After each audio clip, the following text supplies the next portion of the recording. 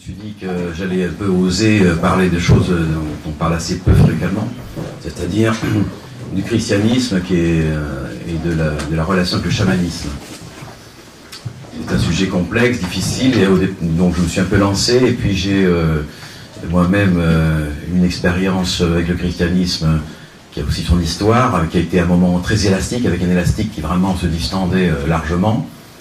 Et en fait, c'est à travers ce contact avec les médecines traditionnelles que je suis revenu à la foi chrétienne. Je n'avais jamais coupé, mais enfin d'une manière tout à fait différente, mais sur un christianisme sans doute qui est un petit peu différent du christianisme habituel, on va dire conventionnel, dans le monde occidental actuel. Bon, j'en dirai un petit peu plus tout à l'heure. Mais ça m'a semblé au départ un grand écart. Voilà, le monde amazonien, traditionnel, chamanisme et le christianisme avaient l'air d'être des choses tout à fait séparées, différentes, très éloignées. Et ma conviction et mon expérience, c'est qu'en fait, il y a des coïncidences qui sont absolument extraordinaires et qu'il y a des convergences qui sont à souligner. Et on a tout intérêt à approfondir et à créer des synergies, des articulations entre ces deux formes d'initiation. Je reviendrai un petit peu là-dessus tout à l'heure. Ça, c'est mon expérience personnelle. La première chose que je veux dire, c'est que je ne suis pas un théologien, je ne suis pas un spécialiste, donc je vais parler depuis mon expérience. Voilà. Ça, je crois que c'est important. Donc une expérience qui vaut ce qu'elle vaut, qui est limitée forcément, qui est partielle et partiale. Et après, vous en tirez vous-même les conclusions qui s'imposent. Alors je me suis dit que j'allais mettre ça un petit peu sur le papier pour en profiter pour faire un article, et puis le papier il fait 55 pages. Donc je crois qu'on a jusqu'à minuit ou quelque chose comme ça pour parler. Je vais essayer, donc forcément je vais être obligé d'être un petit peu rapide et synthétique, passer un petit peu au-dessus des sujets parce que c'est très vaste. Et il y a beaucoup de choses à dire, et je vous demande un petit peu de patience et d'indulgence à ce propos. Cet article, je le publierai, et vous verrez qu'il y aura plus de choses que ce que je vais dire ce soir. Alors d'où je parle? Je parle de ma position, qui est la position d'une personne qui se situe au carrefour de trois grandes directions. La médecine, je suis médecin de formation, j'ai de formation, peut-être de déformation, je ne sais pas. Enfin, je ne pratique pratiquement plus la médecine conventionnelle, mais je m'en sers quand même encore. Je suis guérisseur, on peut le dire maintenant, dans les médecines traditionnelles amazoniennes, parce que je suis reconnu par les guérisseurs eux-mêmes et par les associations de guérisseurs. C'était pour moi très, très surprenant. Je suis allé en 2009 à un congrès en Inde, un congrès de guérisseurs. Et puis habituellement dans les congrès on dit c'est un médecin qui étudie les médecines traditionnelles. Puis là on a dit c'est un guérisseur qui a été formé à la médecine. Et tout d'un coup je me suis rendu compte que j'avais basculé de l'autre côté sans le vouloir. Et puis je suis chrétien catholique. Et donc je ne suis pas, donc, comme je disais, théologien, spécialiste, mais j'ai mon propre cheminement. Et c'est donc à partir de cette conjonction, de ces trois de dimensions que je vais parler.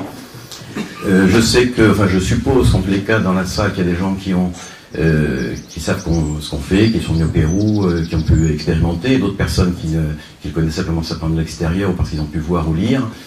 D'absolument des gens engagés dans la foi chrétienne et des gens qui en sont éloignés. Enfin, bon, donc c'est pas toujours facile de s'adresser à des publics aussi différents. Je vais essayer de faire ce que je peux pour essayer de vous convaincre qu'il y a vraiment un intérêt à faire converger, regarder les convergences possibles entre les médecines traditionnelles et le christianisme. Et ces trois fonctions de médecin, guérisseur et chrétien s'exercent actuellement dans un espace où il y a actuellement une recherche très importante de retour à la spiritualité qui se pose très souvent en opposition par rapport à la tradition occidentale, judéo-chrétienne. Et donc ça nous amène à toute ce que je classifie dans le New Age très rapidement, avec de nombreuses tentatives de toutes sortes, très polymorphes, très variées, certaines intéressantes, certaines à mon avis moins intéressantes et d'autres franchement dangereuses. Donc il y a un grand marché, disons, du spirituel, et dans lequel il n'est pas toujours facile de se positionner, et dans lequel on pourrait dire que la dimension chrétienne est assez peu acceptée ou reconnue, ou en tous les cas pas mal critiquée. Parce qu'il y a sans doute une insuffisance de la proposition moderne, actuelle, chrétienne, et que les gens sont tendance à aller chercher ailleurs. C'est un petit peu ce qui se passait pour moi d'ailleurs, puisque je suis parti en Amazonie, pas pour cela, mais enfin bon, en y revenant finalement. Et je comprends que on ait besoin parfois de faire des détours pour revenir sur soi-même. Donc c'est un changement nécessaire de paradigme qui est évident à l'heure actuelle. La médecine a un retard dans la pratique médicale telle que je la connais. J'ai mon fils qui fait études de médecine, donc je vois que ça n'a pas changé depuis 40 ans. Il est encore en retard sur les connaissances scientifiques. On a une médecine qui est très primaire et qui n'a pas incorporé toutes les dimensions, ce qu'on va appeler le corps énergétique. Corps énergétique, donc on n'a même plus besoin de croire à la chose, puisqu'on peut le démontrer scientifiquement, on peut le voir, on peut le filmer, on peut le mesurer, etc. On se trouve face dans l'Église à une théologie qui pose question, qui hérite essentiellement de l'aristotélisme, qui nous a proposé finalement une théologie qui est assez intellectuelle, mentale, et très détachée de l'expérience directe et du vécu direct. Et ça, c'est un problème. Je crois que là, c'est une des choses que je veux déjà anticiper, c'est que le pratique chamanique, alors chamanique, c'est peut-être pas le mot exact, enfin, des pratiques de guérissage, les médecines traditionnelles, nous restituent cette dimension du corps et cette dimension de l'expérience vécue. On peut partir du vécu et partir de l'expérience et partir du corps. Et si le christianisme est une religion de l'incarnation, eh bien là, on est dans le corps. Hein, et c'est un point de contact très important entre le chamanisme. Quand je dis chamanisme, c'est une abréviation, j'aime pas trop ce mot-là, mais c'est pour que ce soit plus facile à comprendre. Donc il y a des convergences qui sont possibles, et à condition qu'on puisse établir une relation, un dialogue entre les interlocuteurs que sont le chaman, le prêtre et le médecin, qui soient des interlocuteurs qui se situent à un niveau d'égalité, dans un rapport égalitaire. Et ça, c'est très difficile, parce qu'on est face à la peur, n'est-ce pas ? Le médecin a peur de perdre son objectivité, on pourrait entrer dans une subjectivité qui le paniquerait. Le prêtre a peur d'avoir à faire des pratiques qui sont magico, infestées, etc., avec des tas de problèmes de spiritisme, etc. Donc on fait très attention.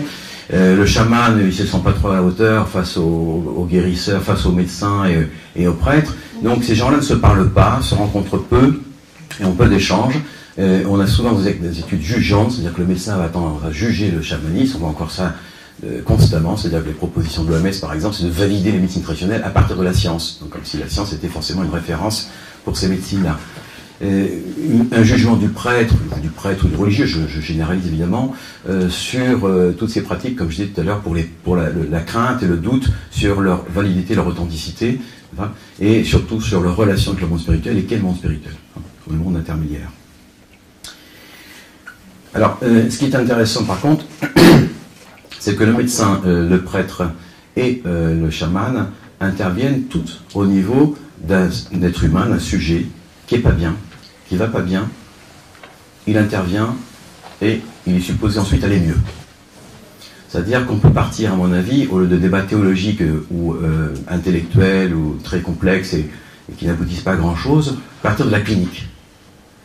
C'est une clinique qui peut nous permettre, et la clinique, par exemple, de tout ce qui concerne les exorcismes et les relations avec le mal ou les forces du mal, c'est également une clinique très précise, avec des diagnostics, avec des pronostics, avec des méthodologies, avec des critères d'analyse, etc.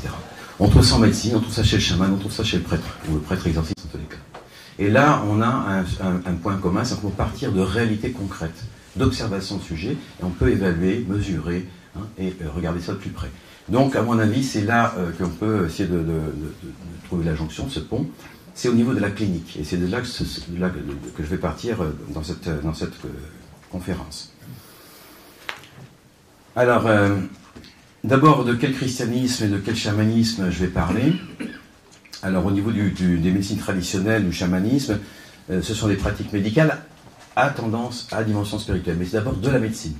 Les médecines traditionnelles, le chamanisme, c'est une médecine, ce n'est pas une religion. Et ça, c'est important, c'est d'abord une pratique de soins. Une pratique de soins physiques, psychiques et spirituels, mais c'est d'abord une pratique de soins. Il n'y a pas de caste sacerdotale, il n'y a pas de transmission dans un clergé, il n'y a pas de texte, il n'y a pas d'écriture sainte, etc. Par contre, le christianisme est une religion qui devrait être une religion guérissante. Hein, si le curé pouvait curer. Donc il y a une dimension de la guérison qui est très importante, la guérison et la libération qui est fondamentale, et c'est ça que je soulignerai. Et donc, mais il y a quand même une différence, il y en a une, c'est une médecine, c'est une religion. Donc on a deux types d'initiations qui sont différentes. Il y a une initiation chrétienne et une initiation chamanique. Et je dis initiation parce que les deux vont aller vers la découverte du sens. Quel est le sens de notre vie? Quel est le sens de la vie? Dans l'expérience sémantique, initiation de type sémantique qui nous amène vers le sens des choses, le sens de notre vie, le sens de la vie. Donc, et c'est cette jonction de l'initiation qui paraît intéressante, c'est-à-dire que aussi bien le chamanisme que le christianisme appellent à se relier avec un monde autre. Dans l'anthropologie, on parle de ce monde-ci, le monde de la manifestation, le monde de la création, et du monde non visible, du monde invisible, du monde des esprits. Dans la tradition chrétienne, on a le monde duquel il faut sortir en quelque sorte, et le royaume. Et ce royaume n'est pas ce monde. Mais nous sommes appelés à établir un lien, une familiarité, une relation, une reliance avec ce monde, avec ce royaume, ce monde du royaume, qui est notre devenir, en tous les cas dans la tradition chrétienne. Donc il y a, dans les deux cas, si vous voulez, ce qui est fondamental, c'est l'établissement d'une relation entre ce monde-ci et ce monde invisible, pour le dire avec une grande étiquette. Alors ça peut être, pour certains, ce serait certainement l'inconscient personnel ou collectif, pour d'autres, ce serait le monde des esprits, pour d'autres, je ne sais pas. Mais il y a une autre dimension de l'invisible qui est là, et avec laquelle on doit apprendre à gérer la relation. Alors ces mystiques traditionnelles se sont été actuellement appropriées par de nombreux courants, par des occidentaux, et on a vu souvent, et c'est très fréquent, l'appropriation des médecines traditionnelles par les occidentaux tendent à se transformer en religion. Et c'est comme ça que, par exemple, dans ce qui concerne l'Amazonie, vous savez que l'ayahuasca, je précise, décret 2005, c'est interdit en France, je ne fais pas d'apologie de l'ayahuasca, pour ça que je le dis pour la forme, c'est important. L'appropriation de l'ayahuasca par les occidentaux a suscité un certain nombre de formations d'églises, en particulier au Brésil, le Santo Daime, l'Union de Végétal, etc., la Barquinha, il y a toutes sortes d'églises. Ce sont des groupes qui se sont appropriés la substance et qui ont laissé les pratiques médicales et tout le corpus de connaissances qui va avec ces plantes. Et qui ont recréé une espèce de doctrine, une doctrine religieuse, inspirée du christianisme, mais c'est un christianisme qui est déformé complètement, qui est pratiquement, si on se place sur un plan de la dogmatique, qui est hérétique, carrément. Ce qui ne veut pas dire que ce n'est pas non plus intéressant dans certaines démarches, mais sur le plan de tous les cas, ce qui se concernerait la relation à la dogmatique, ce sont un glissement qui est complètement hors de la doctrine chrétienne. Non seulement qui est hors, mais qui la manipule. Ceci dit, j'ai des bonnes relations avec les gens qui sont Santo Daime, j'ai des liens avec eux, etc. Mais enfin bon, il faut quand même dire les choses telles qu'elles sont. Et puis il y a tous les courants néo-chamaniques. Alors dans tout le bazar ou le marché du spirituel, on met ayahuasca avec un peu de bouddhisme, et puis on met un petit peu de reiki, et puis voilà, puis on fait toutes sortes de choses. Alors là, ça se démultiplie, c'est une explosion. Vous avez des plantes partout, il y en a plus maintenant hors de l'Amazonie qu'en Amazonie. Vous avez des camions d'ayahuasca en Australie, en Hawaï, etc. Et on observe ce phénomène non seulement avec l'Amazonie, mais également, par exemple, le peyote mexicain, des Huichol, a été réapproprié par les Américains, en particulier par les Indiens américains, Navajos, qui ont aussi créé une religion, Native American Church.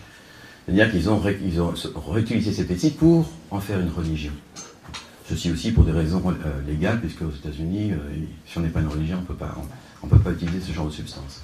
Et on voit la même chose avec l'iboga en Afrique, où l'iboga qui appartenait aux pygmées, etc., a été réutilisé par les groupes occidentaux pour créer les églises, enfin les groupes originaires du Bwiti. Il y a un Bwiti qui est un Bwiti Mitsogo, qui est le Bwiti originel, et puis il y a le Bwiti chrétien, pas chrétien, enfin christianisé, disons. Donc à chaque fois, on va avoir une espèce de recherche tâtonnante, de métissage entre les sources chamaniques et des sources chrétiennes. Alors, ça pose beaucoup de questions, et c'est pas à ce niveau-là que je me situe, et c'est pour ça que je tiens à le préciser.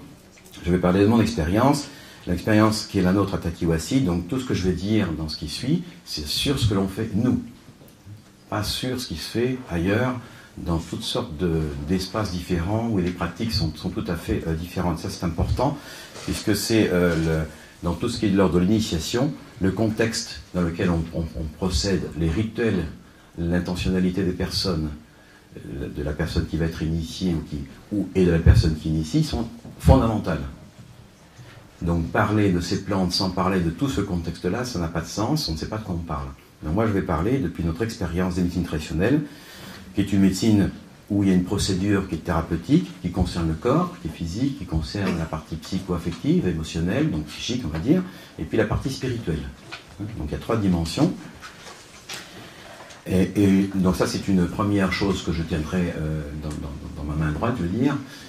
Voilà, notre expérience avec les procédures qui sont les nôtres à Takiwasi, et puis de l'autre côté, les références de ce qui est la dogmatique chrétienne, catholique.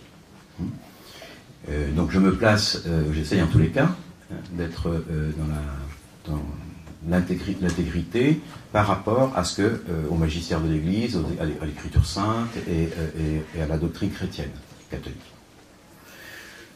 C'est pas toujours facile, et on est obligé parfois de revenir, en ce qui concerne le christianisme, sur des données plus fondamentales, en particulier sur le christianisme originel, le christianisme des pères de l'Église ou des premiers chrétiens. Très souvent, je cite cette phrase du père François Brune, que je respecte beaucoup et dont j'aime beaucoup les écrits, ceux qui ne connaissent pas, qui a écrit un ouvrage, plusieurs ouvrages, mais un qui s'appelle L'homme, pour que l'homme devienne Dieu, que je conseille à tout le monde, et où il signale un petit peu cette tendance de la théologie catholique depuis un certain nombre de siècles, en particulier depuis le XIIIe siècle, depuis saint Thomas d'Aquin, mais même avant, ça passe par Aristote, philosophe païen quand même, et puis ensuite saint Augustin et Thomas d'Aquin en particulier, où on se passe, la théologie va se détacher en quelque sorte de l'expérience, et elle devient spéculative, avec surtout donc un discours intellectuel, et très éloigné du vécu des personnes. Et à force de vouloir, parce qu'il y avait une très grande peur de l'anthropomorphisme, c'est-à-dire est-ce qu'on va créer un Dieu à l'image de notre humanité, notre faiblesse, créer un Dieu qui soit à l'image de nous, et pas l'inverse. Donc cette peur de l'anthropomorphisme a poussé en quelque sorte, pour d'autres raisons aussi, à avoir une approche qui soit très intellectualisante, très mentalisante, et les idées, la pensée, c'est minéral, c'est pas chaud, ce n'est pas très dense dans l'humanité. Et François Brune dit que nous sommes passés d'un anthropomorphisme à un pétromorphisme, une pétrification. Je partage assez ce point de vue. Alors notre clinique, elle est très simple, je le dis pour ceux qui ne nous connaissent pas. Takiwasi, c'est un centre, il y a des patients qui sont en résidence toxicomanes, et puis nous avons des gens qui viennent dans des séminaires ou des séjours plus courts, qui sont non toxicomanes. Nous avons aussi des patients ambulatoires, et nous avons un processus avec une approche médicale conventionnelle, ma femme est médecin, enfin un suivi biologique, médical conventionnel, une approche également psychothérapeutique, une équipe de psychologues sur place, et puis une approche spirituelle qui est chrétienne de la part des principaux dirigeants, des 3-4 personnes qui dirigent le centre, mais le centre n'est pas lui-même chrétien ni rattaché officiellement à aucune congrégation ou église. Ceci dit, il y a un prêtre catholique qui assiste la pastorale pour les patients qui sont chrétiens qui le souhaitent, donc c'est pas obligatoire, c'est toujours volontaire. Tout acte religieux, tout acte liturgique à Takiwasi est facultatif, c'est la liberté de chacun, et le personnel du centre n'est pas un personnel catholique. Bon, il y en a qui sont catholiques, mais enfin, c'est pas le personnel, les patients et les visiteurs ou les stagiaires ne sont jamais sélectionnés sur des critères d'affiliation, d'appartenance au catholicisme. Donc, ça c'est important de le situer, puisque la plupart des gens qui viennent nous voir ne sont pas du tout proches du catholicisme, on est tout éloignés et parfois franchement contre, très, très contre. Bon. Donc c'est de cette clinique que je vais parler. Alors, je vais essayer de faire 2 choses. D'abord vous parler de ce que moi j'ai, enfin essayer de résumer, c'est pas facile, résumer quelle est notre clinique et qu'est-ce que les points essentiels de mon observation dans le vécu avec les patients, les visiteurs, tous ces gens qui passent nous voir. Voilà. Quels sont les points clés? Et je vous demande d'essayer en même temps d'avoir une écoute parallèle sur quelles sont les coïncidences ou convergences entre ce que je vais vous dire sur cette pratique-là et le christianisme, le catholicisme.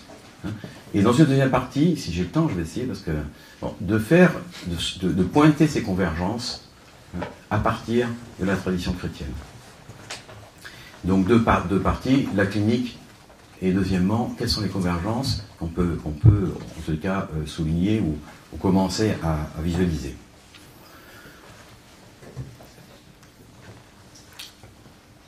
Bien, donc, alors qu'est-ce qui se passe quand je parle je vous dis, nous avons une partie médicale conventionnelle, une partie psychothérapeutique, je ne vais pas le développer, je pense que ce n'est pas l'intérêt, vous n'êtes pas venu pour ça, mais j'ai insisté sur la partie plutôt spirituelle. Qu'est-ce qui se passe au niveau du vécu intérieur et des relations avec le spirituel?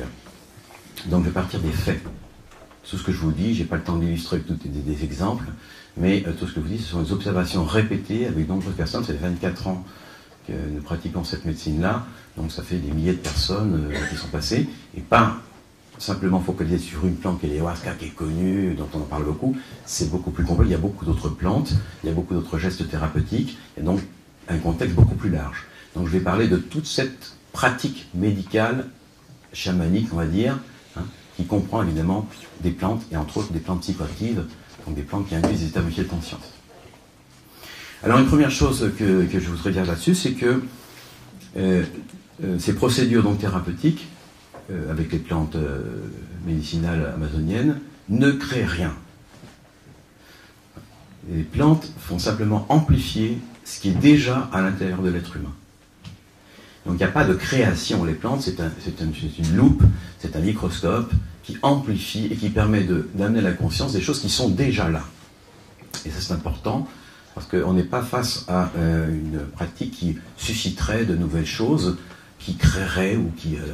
non, on va simplement mettre en évidence ce qui est déjà là, mais qui est enfoui. Alors enfoui dans l'inconscient, enfoui dans l'inconscient personnel, collectif, ce que vous voulez, dans le corps, dans les mémoires somatiques, et qui va être révélé. Donc les plantes, en quelque sorte, jouent ce rôle de médiation, comme un microscope permet de mettre en évidence des microbes dont on sait qu'ils sont là, mais on ne les voit pas. Eh bien, on prend un microscope, on les voit.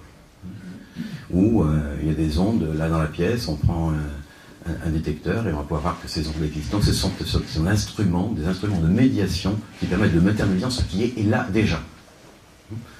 Et ça c'est important parce que tout de suite ce qu'on va se rendre compte, c'est que notre corps, alors quand je dis le corps, c'est notre corps physique évidemment, de chair et d'os, mais ce corps-là n'est pas qu'un corps physique, c'est un corps pluriel, il y a un corps énergétique, et ces corps énergétiques peuvent être visualisés, peuvent être mesurés, donc ça c'est pas de l'ordre de la... Et il y a un corps spirituel. Alors après on peut décliner, il y a différentes façons de décliner ça, le corps astral, etc. Bon, je m'en tiens à ça pour l'instant. Donc il y a encore 3 corps, et notre corps est porteur d'archives somatiques, donc de notre biographie, de notre vécu personnel, mais aussi des mémoires de nos parents, de nos grands-parents, donc des ancêtres, et au-delà de notre filiation avec notre groupe culturel, idiomatique, filiation spirituelle, etc. Donc ça remonte, et encore plus loin de tout ce qui est l'ordre de l'humanité, de la collectivité humaine, et encore plus loin de toute la création. Et donc on a dans le corps, on a la mémoire, les archives de toute la création. Alors plus on va aller loin dans le travail initiatique, plus les plantes, enfin ce travail-là, ces procédures vont mettre en évidence, alors d'abord on va s'affronter inévitablement à ce qui notre vie actuelle, ce qui s'est passé dans notre enfance, dans notre adolescence, etc. Mais on peut aller plus loin et remonter dans les héritages transgénérationnels, positifs ou négatifs, et puis, etc. On peut aller très loin. Donc ça, c'est une chose importante, c'est que ces procédures-là donc aident à faire mémoire, se rappeler, se souvenir de qui l'on est. Alors qui l'on est dans notre vie ordinaire, mais aussi qui l'on est, fils de qui, ou fille de qui. Et puis au-delà, en dépassant les figures parentales, notre filiation avec le divin. Et donc, dès qu'on va positionner ces procédures dans une forme rituelle correcte, adéquate, dont je rappellerai, il va y avoir inévitablement l'apparition d'une dimension transpersonnelle, pour le dire, une dimension spirituelle. Il y a quelque chose d'autre qui nous habite, qui nous dépasse, qui nous transcende, qui nous traverse, et qui n'est pas simplement notre moi conscient, mais qui n'est pas non plus notre moi inconscient. Il va au-delà de tout ce qu'on est porteur comme sujet. Donc là, on se trouve face, et c'est pour ça que les rituels doivent être très bien faits, parce qu'on se trouve face à on va dire des forces, des énergies, si vous voulez, qui nous dépassent de très loin, et qui peuvent être très effrayantes par certains côtés, très inspirantes parfois aussi. Donc il y a une dimension, si vous voulez, je dirais presque cosmique, à laquelle on découvre, universelle, et donc sacrée. Très souvent dans ces processus-là, les gens vont découvrir, en particulier dans leur enfance, des promesses qu'on s'est faites, étant enfant, face à une blessure, face à une situation très difficile. Plus jamais je me laisserai marcher sur les pieds, plus jamais je te promets, maman, que jamais il y aura d'autres femmes dans ma vie, etc. Enfin, toutes ces choses-là qu'on a dit dans des moments très, très fortement émotionnels. Bon, on a oublié, hein, c'est loin, mais c'est actif. Et ça, c'est une chose très intéressante, c'est-à-dire que toute parole prononcée dans toute l'intensité du cœur, des tripes, de toute notre humanité, est une parole opératoire. Et donc, l'être humain est doté d'une parole, qui est la parole conventionnelle, utilitaire, mais il est doté de la possibilité d'utiliser un verbe, qui est d'une puissance, qui est opératoire, aussi bien pour bénir, hein, benedecir, en espagnol, hein, dire le bien, souhaiter le bien, que pour maudire, maldire. Donc ça nous place, c'est la puissance de notre parole. Et donc, il est très fréquent de voir des gens donc, qui ont eu des expériences, qui ont fait comme ça des promesses très jeunes, étant enfants, etc., qui ont oublié, ils sont liés par cette promesse. On est liés par nos promesses prononcées avec tout notre cœur. Alors, si ce sont des promesses qui sont positives, tant mieux. Si c'est négatif, il va falloir se délier de ces promesses. Donc, dimension spirituelle, et puis la puissance de la parole humaine, et de notre parole, de notre oui, de notre non, et de ce que l'on prononce avec tout notre être, j'allais dire. Donc, il y a ce travail avec les plantes, donc, qui est un travail d'archéologie, en quelque sorte intérieure, dans lequel on va aller explorer dans les profondeurs les liens que l'on a avec ses ancêtres, les liens qu'on a établis avec le monde spirituel, souvent de manière inconsciente d'ailleurs, et découvrir qui l'on est, et comment à 50 ans on est lié par des choses qui viennent des ancêtres, des choses qu'on a dites dans notre enfance, etc. Donc c'est aussi un processus possible de libération. Deuxième chose sur ces techniques, ces procédures, ce sont des procédures purgatives. Donc, il y a toujours un passage par la purgation. Il faut se nettoyer, se purifier, et cette purgation est première, elle précède toujours la connaissance. On passe d'abord, on se nettoie, on fait remise en état, on se purifie, et après on accède à la connaissance, éventuellement. Donc il y a un ordre très très précis. Alors les purgations, quand on est dans une situation avec des plantes par exemple très fortes, on est aux limites de soi-même, aux limites de ses peurs, aux limites de ses résistances, aux limites de ses craintes, etc. Il y a une saturation émotionnelle, à un moment on n'en peut plus, et ça va se manifester physiquement, les gens vont vomir, vont évacuer, je vous passe les détails, à droite, à gauche et par de tous les côtés. Et donc il y a une concomitance, vous voyez, dès qu'on va utiliser le rituel, entre ce qui se passe au niveau physique, au niveau psychique et au niveau spirituel. Donc il y a une purgation physique, évidemment, il y a une purgation qui va être aussi psychique. Quand on vomit, on peut vomir aussi sa colère, sa peur, sa jalousie, sa tristesse, et on peut vomir aussi les mauvais esprits, dont je parlais tout à l'heure, parce qu'ils existent. Donc la notion de purification, de purgation, à tous les niveaux est importante, et là le rituel est fondamental, c'est le rituel qui va solliciter en quelque sorte la plante, au niveau moléculaire, pharmacologique, mais aussi au niveau énergétique, donc psycho-affectif, et au niveau spirituel. Les plantes sont dotées aussi d'un être spirituel. Ce que les Indiens appellent la madre, c'est la mère des plantes, une matrice spirituelle. Alors je ne peux pas rentrer en détail, mais je peux dire très rapidement, comme cette mère des plantes, l'esprit n'est pas, à la différence de l'être humain, nous avons tous un esprit propre, les plantes ont un esprit collectif. Il n'y a pas chaque pied de plante n'a pas un esprit, c'est le pied. C'est un esprit pour tous les liserons, pour toutes les roses. Le troisième point que je voudrais souligner dans cette expérience, c'est la notion de la conscience morale. Et ça, c'est une chose tout à fait étonnante. Enfin, oui, c'est tout à fait étonnant. Moi, ça fait 24 ans que je le vois, mais je suis toujours étonné de cette... C'est-à-dire que toute expérience de cet ordre-là nous place, en quelque sorte, c'est un sérum de vérité. Où toute falsification en nous du vrai va être démontrée, va être mise en évidence. Alors, c'est pas très facile à vivre. c'est agréable pour personne de se rendre compte des fausses croyances, des fausses idées, tout ce on s'est créé, ce qu'on a élaboré. Enfin, et qu'il y a à ce niveau-là une implacabilité des lois. Une implacabilité des lois physiologiques. Si on mange trop de sucre, on a un diabète, c'est comme ça nous plaît, ça nous plaît pas, c'est la même chose. Une implacabilité des lois psychologiques. Si on est en relation incestueuse, ça ira pas, c'est universel. Il y a une implacabilité des lois spirituelles. Et ces lois spirituelles sont transcendantes, on ne les choisit pas, c'est comme ça, et ça nous replace face à un ordre du monde, un ordre transcendant dans lequel nous sommes inscrits, mais que nous ne décidons pas.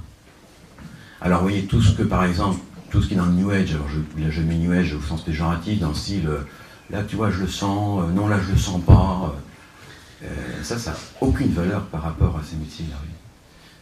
C'est-à-dire, c'est pas une question de je le sens pas, ou ça me plaît ou ça me plaît pas, ou voilà, je trouve ça sympa, non.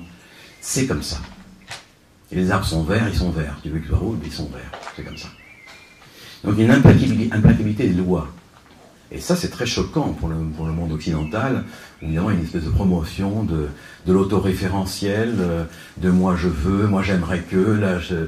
Mais c'est pas comme ça que ça se passe, et il faut se préparer, si on fait ce genre d'initiation, à se confronter à des lois.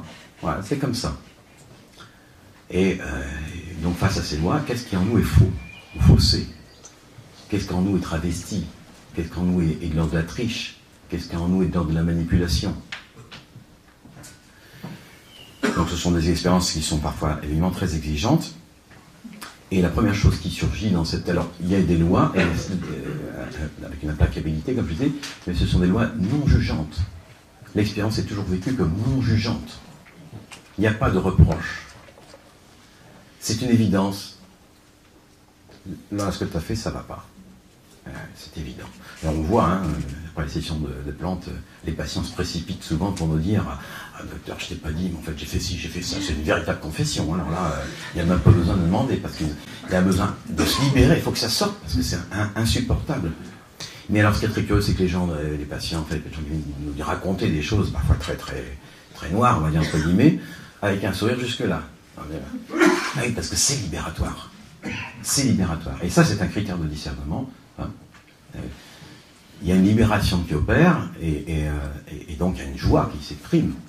C'est pas très, très, très glorieux, très, très satisfaisant de voir qu'on a, je sais pas moi, maltraité sa femme pendant des années parce qu'on n'avait pas écouté ce qu'elle nous disait, qu'on était vraiment complètement sourd et brutal, et bon, c'est pas... mais enfin, je le sais, et je l'ai vu. Et donc c'est extrêmement libérateur à ce niveau-là. Donc il y a une implacabilité, mais qui est non jugeant, vous voyez, c'est jamais dans le reproche. C'est regarde cela. C'est une évidence. Et en même temps, il y a regarde ce que tu peux faire. Il y a une proposition en même temps.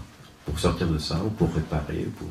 Et donc surgit, et ça c'est une chose extrêmement importante, moi qui me fascine toujours, c'est que la notion du pardon est inscrite au cœur de l'être humain. Et toutes les personnes, quelle que soit leur religion, leur ou pas de religion, leur âge, leur sexe, etc., le pardon, la demande de pardon surgit spontanément. C'est tout à fait spontané. Il y a le corps qui exulte.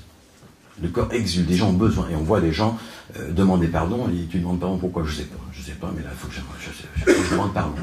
Même parfois, on ne sait même pas pourquoi au départ. Et puis après, ça va se préciser. Se pardonner, pardonner aux autres, recevoir le pardon, le donner, etc. Et simultanément, le deuxième aspect qui surgit, c'est la question de la gratitude. La gratitude, c'est-à-dire il y a un remerciement, et ça on voit aussi très souvent, les gens font des gestes spontanés de remerciement, de louange, si vous voulez, parce qu'il y a une prise de conscience que la vie est extraordinairement juste et bonne, et qu'il y a quelque chose, on ne peut pas dire quelqu'un, qui est là, qui ne juge pas, qui nous montre ce qui ne va pas bien, et qui nous montre que malgré toutes nos terribles déficiences, on peut quand même s'en sortir. Parce que quand on regarde ce processus, il faut aller doucement, parce que l'observation de notre ombre, de notre obscurité, est absolument terrible. La misère, notre misère humaine est absolument épouvantable. Et donc on a bien besoin de miséricorde. Et en même temps, tout va bien. Et cette espèce d'ambivalence, je ne dis pas d'ambiguïté, hein, d'ambivalence, il y a des deux choses à la fois. Nous sommes à la fois terriblement misérables et en même temps terriblement riches par la dignité qu'on a d'être humain, de pouvoir vivre cette chose-là. Et c'est là que s'exprime, exulte le corps dans une gratitude. Quand il y a pardon et gratitude, il y a guérison. Alors ça peut prendre des niveaux différents, il y a des seuils, etc. Je passe sur ça. Et donc la première chose qui surgit dans ce travail, spontanément là encore, sans que ce soit provoqué, c'est toujours la conscience du mal. Le mal que j'ai fait, le mal que me suis fait, le mal que j'ai fait aux autres, et le mal que j'ai reçu, dont j'ai été victime. Donc la présence du mal, qui est évidemment cette grande question de l'iniquité, qui peut générer au départ des sentiments de colère très puissants, qui sont très enfouis. Par exemple, les gens qui consomment du cannabis, pour le dire très rapidement, on trouve presque toujours une colère phénoménale derrière le cannabis. Alors, peace and love, etc., ça c'est ce qui est assez dessus, mais quand on va dans les profondeurs, c'est une colère énorme, un sentiment d'injustice. Pourquoi moi, pourquoi j'ai dû vivre ça, pourquoi j'ai souffert de ça, pourquoi la vie, pourquoi j'ai eu des parents comme ça, pourquoi je suis, etc. Et cette sentiment d'injustice est une injustice, je dirais presque métaphysique, donc Dieu est mauvais, quoi. On m'a fait le coup. On m'a amené ici, j'ai rien demandé, puis voilà. Enfin, bon. Donc, il y a ce réveil de ce sentiment d'injustice, et en même temps, avec donc derrière ça, une culpabilité qui émerge, c'est-à-dire une culpabilité très profonde, parce que quelque part, on sait qu'il n'y a pas de châtiment. Et donc, malgré tout, il n'y a pas de punition. Il n'y a pas de punition.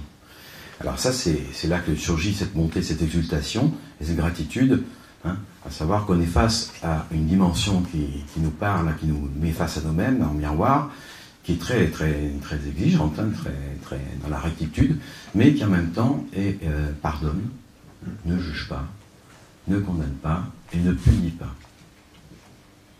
Alors vous voyez, ça change quand même beaucoup. Enfin, je fais un petit parallèle là, sur ce que je dirais tout à l'heure sur le christianisme qui nous a toujours été mal transmis, mal digéré ou mal enseigné, hein, du Dieu méchant qui châtie, du Dieu mauvais, et du Dieu un peu rageur. Là, il faut faire attention, il est assez susceptible, si on marche sur les pieds, prendre des précautions, et une relation qui est assez infantile, mais qui est quand même très fréquente.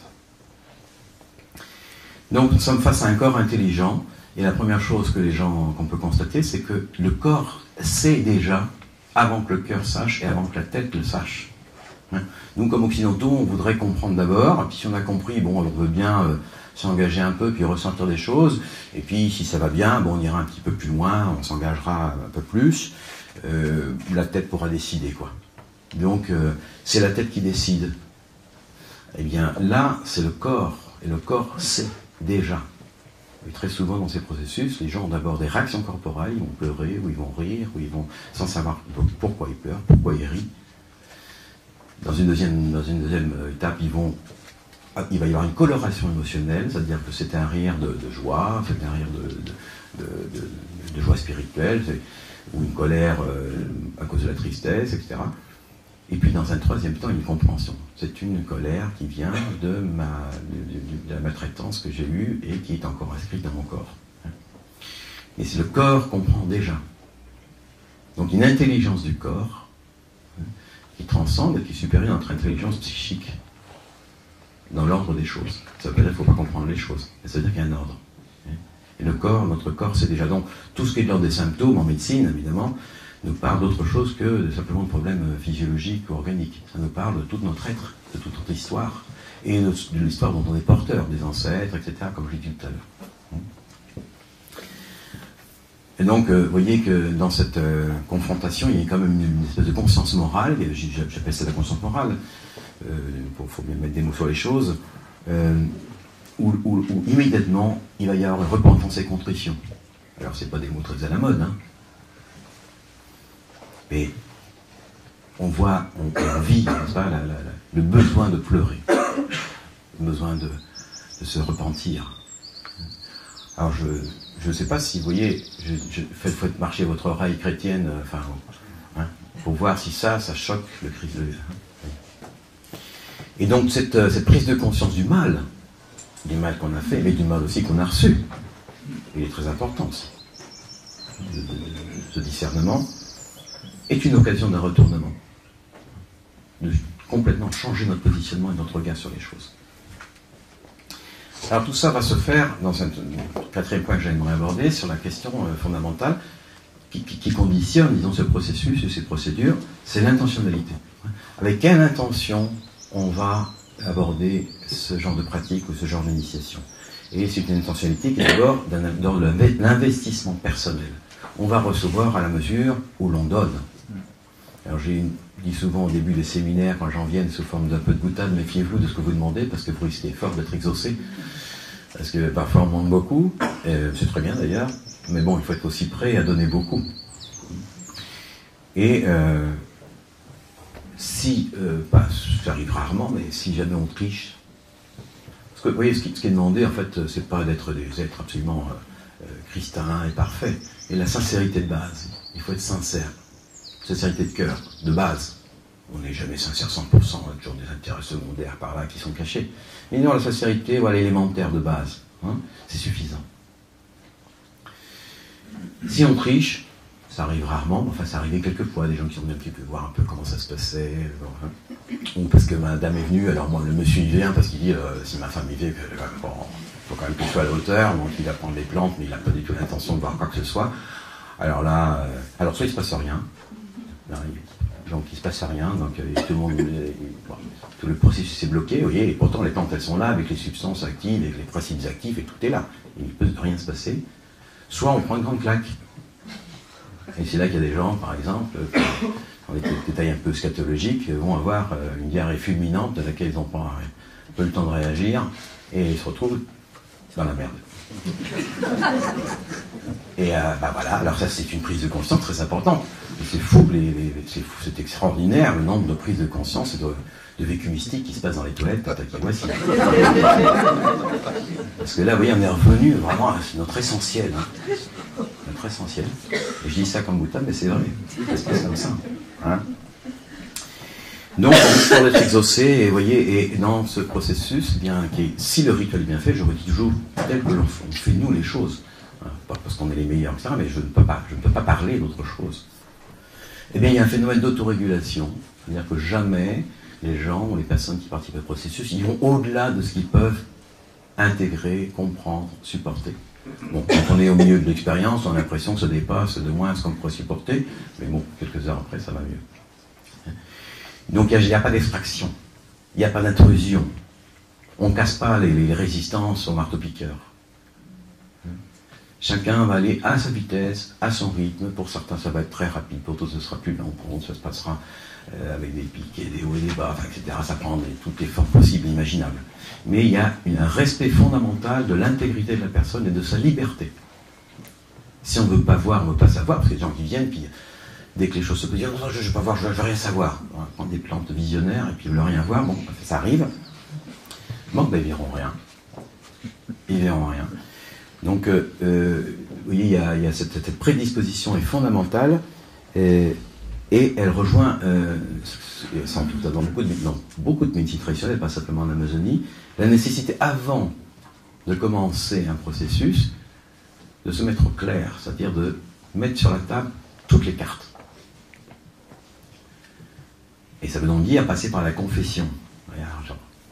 J'utilise ce mot évidemment à dessein, mais c'est vraiment une confession. Moi j'ai fait aussi des expériences, une initiation avec l'hypogar en Afrique.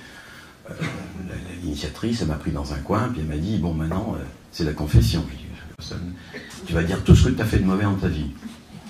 Ouais. Puis elle écoutait, quoi. Et puis après, ça va conditionner ce qui va se passer. Bon, alors là, quand même, on ne triche pas trop, parce qu'on sait que ça va chauffer un peu.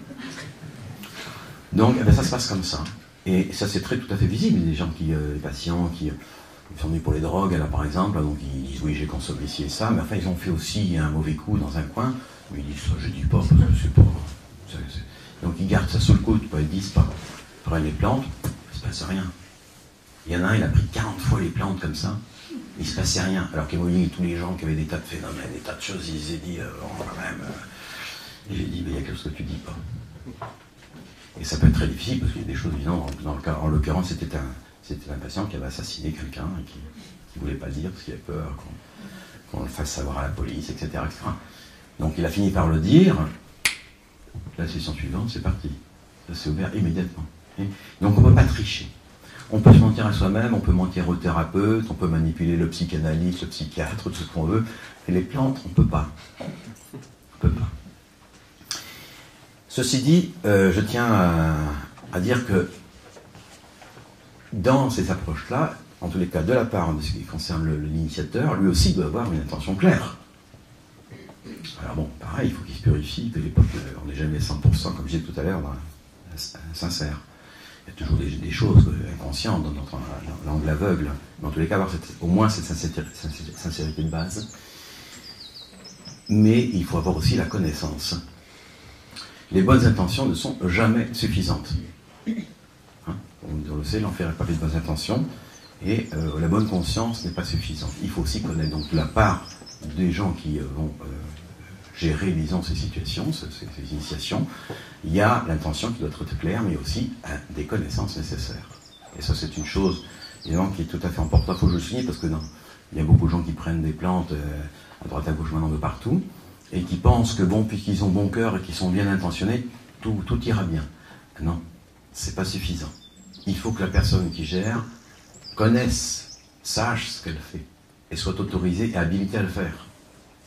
Donc toutes les sessions où il y a des pseudo-guérisseurs, chamans occidentaux qu'on fait 3 ou 4 mois dans un coin et puis qui proposent des sessions, etc., dangereux.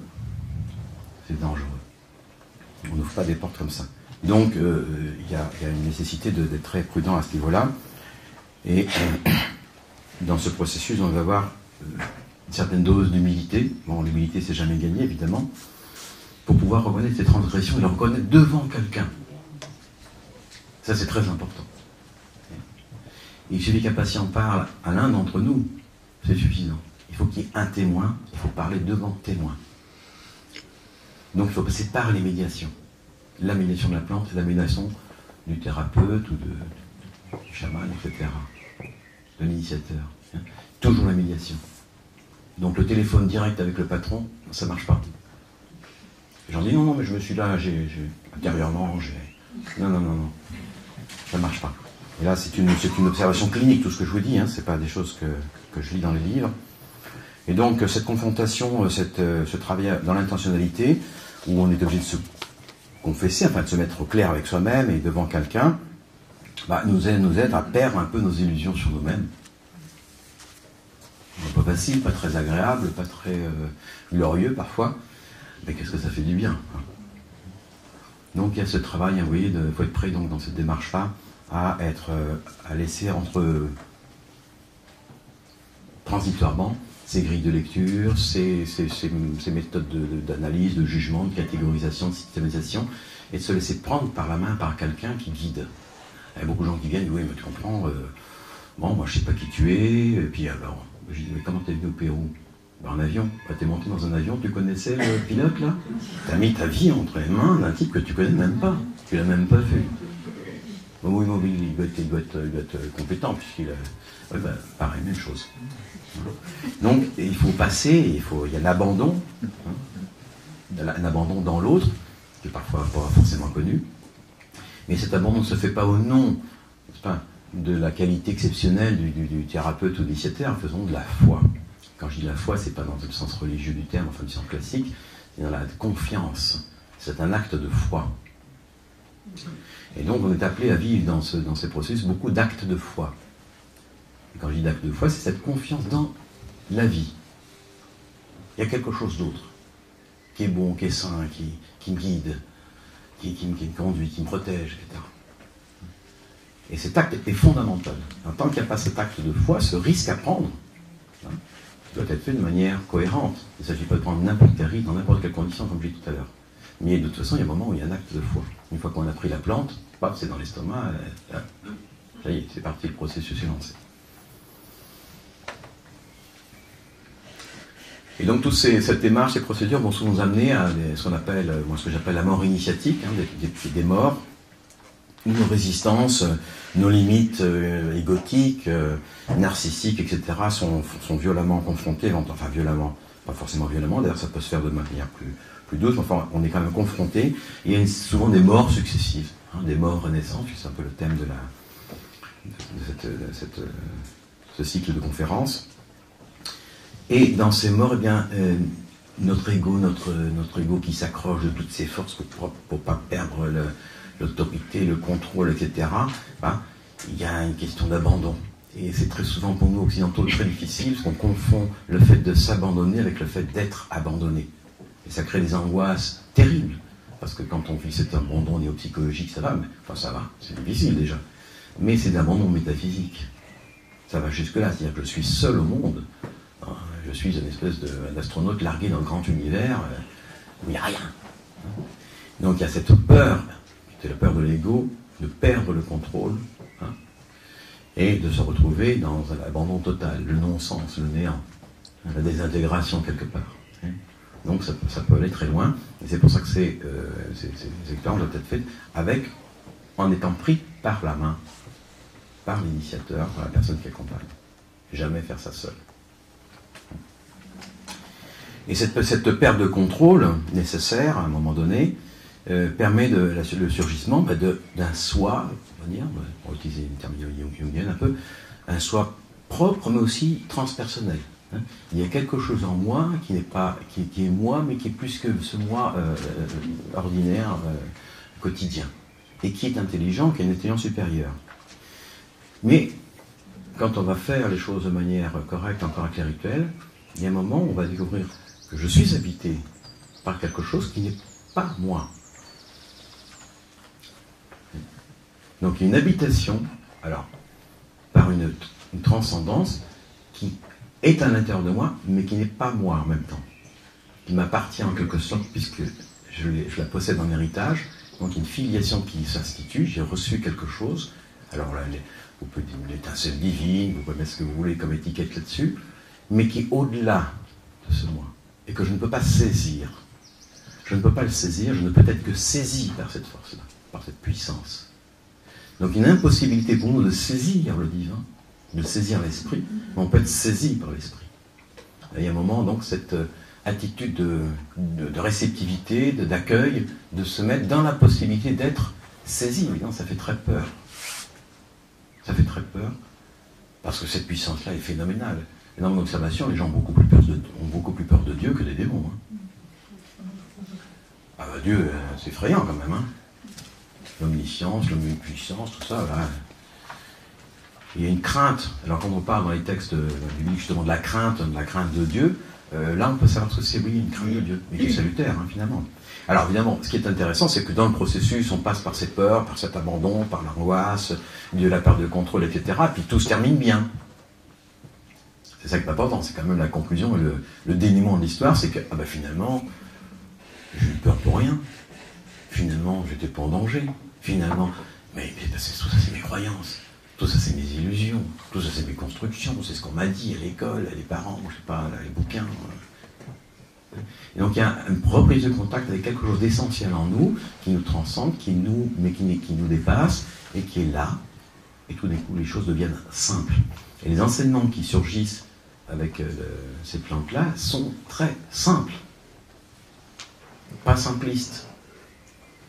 Alors dans une des sessions, pour vous donner un exemple, on me dit, je vais dire ça comme ça, hein, on va donner des enseignements fondamentaux. Alors bon, j'attends moi, des choses transcendantes, enfin cosmiques. Leçon numéro 1, le soleil brille. Mais on réfléchit jamais à ça. Qu'est-ce que ça veut dire, cette présence? Et c'était que des choses comme ça. Alors, quand on lit ça comme ça a l'air très très... Mais quand on est dans cet état particulier de conscience, ça prend des dimensions extraordinairement vastes. Des vérités qui sont fondamentales et qu'on a devant nous tous les jours et qu'on ne voit plus. Donc, vous voyez qu'il faut pouvoir aborder ce genre d'expérience. Je dis, il faut avoir deux choses suffisantes. Il faut avoir suffisamment de courage et suffisamment de désespoir. Voilà. Suffisamment désespéré pour que j'ai plus rien à perdre, donc bon, j'y vais. Il faut avoir un petit peu de courage parce que bon, il y a un peu les pétoches, quoi. Hein. On ne sait pas ce qu'on va trouver de l'autre côté. Je crois que quand il y a cette association, cette conjonction de petit courage qui fait qu'on a l'acte de foi possible et puis on est suffisamment désillusionné de soi-même ou de la vie ou de tout ce qu'on a pris dans notre existence, on est prêt à perdre nos illusions, quoi. Donc dans ces eaux-là du désespoir, vous voyez, ou la dépression profonde, et on est mûr là, on est mûr pour passer. Hein. Il faut encore avoir un petit courage de prendre la tasse et puis de dire, ah, ça personne ne peut le faire à notre place. Ça c'est un acte de foi extraordinaire. Hein. Et dans ce moment-là, vous voyez, dans le moment où on va faire ce geste, en quelque sorte, je dis ça comme ça pour de prendre la potion magique, eh bien, on est tous seuls dans notre fort intérieur.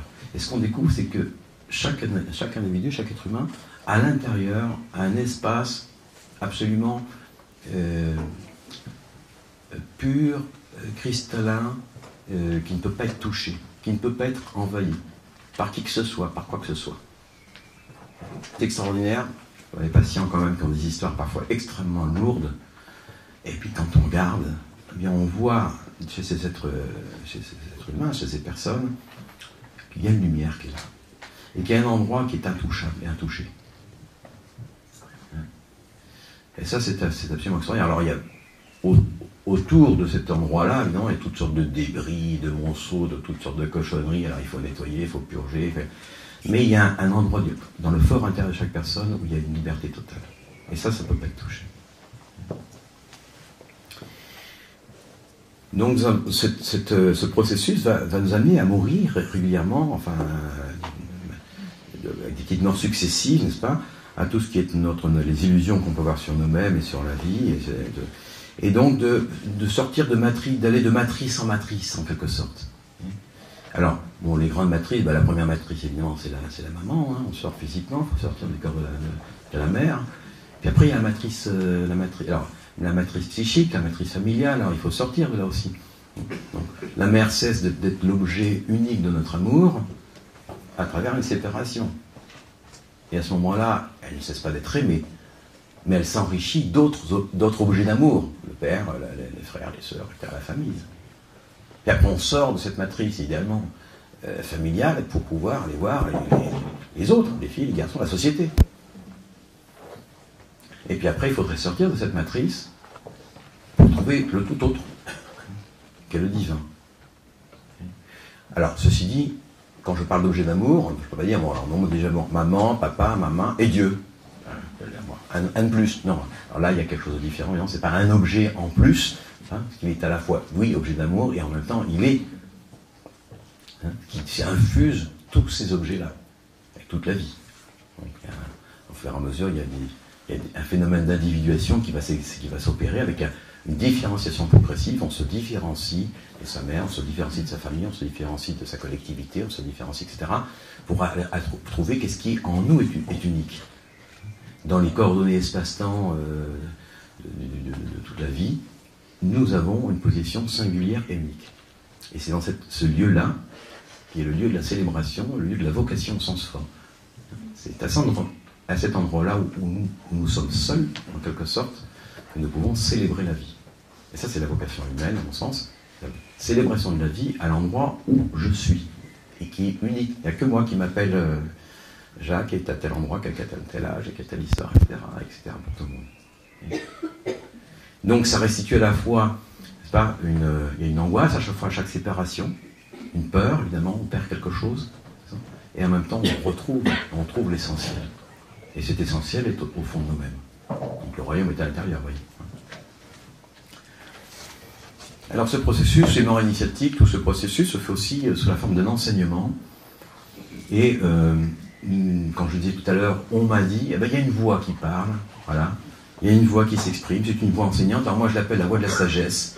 D'ailleurs une femme, dans une des visions qu'elle a eues, elle a vu une grande bouche comme ça. Elle dit, c'est quoi ça? Elle dit, je suis la voix de la sagesse, je vais te dire la vérité. Donc c'est une voix de la sagesse. Alors, je vais me permettre de lire un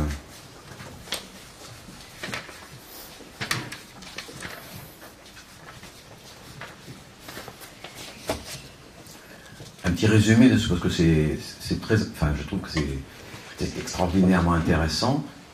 Qu'est-ce que c'est que cette voix qui nous parle? Alors c'est une voix qu'on peut entendre avec ses oreilles.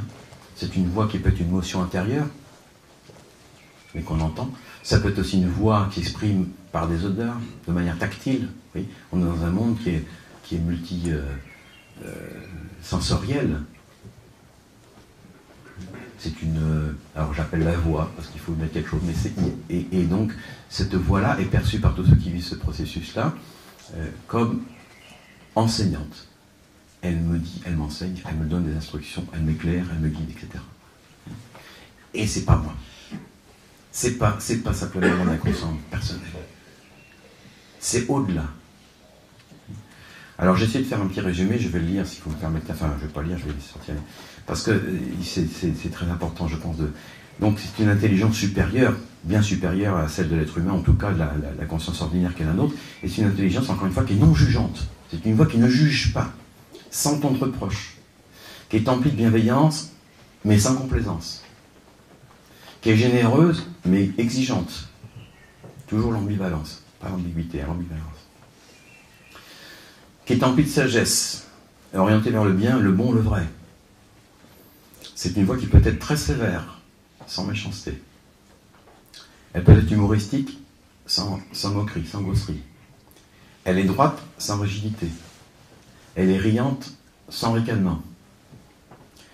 Elle dédramatise notre tragédie intérieure, mais sans la banaliser.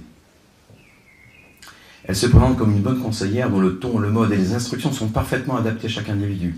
Chacun entend sa voix, si je puis dire. En fonction de ses capacités, en capacité cognitive, en fonction de son intelligence émotionnelle, de son itinéraire de vie, de ses caractères, de ses besoins du moment, des demandes ou des intentions qui ont été formulées. Elle manifeste un respect absolu de la liberté du patient, sans intrusion non autorisée dans son univers intérieur. Ces interventions peuvent surprendre et déjouer les préjugés ou les attentes de ses auditeurs, ce qui montre d'ailleurs que ça ne vient pas simplement de nous. Ça peut être très surprenant de nous amener sur des choses qui nous sont complètement inconnues et qui peuvent être vérifiées éventuellement par la suite. Elle peut fournir des données ou des révélations concernant notre passé ou même des ancêtres dont on est ignorant, mais on peut vérifier. Donc ça, c'est des choses qui ont été faites très souvent avec... Elle se permet même d'accéder parfois à des éléments de tradition ancienne.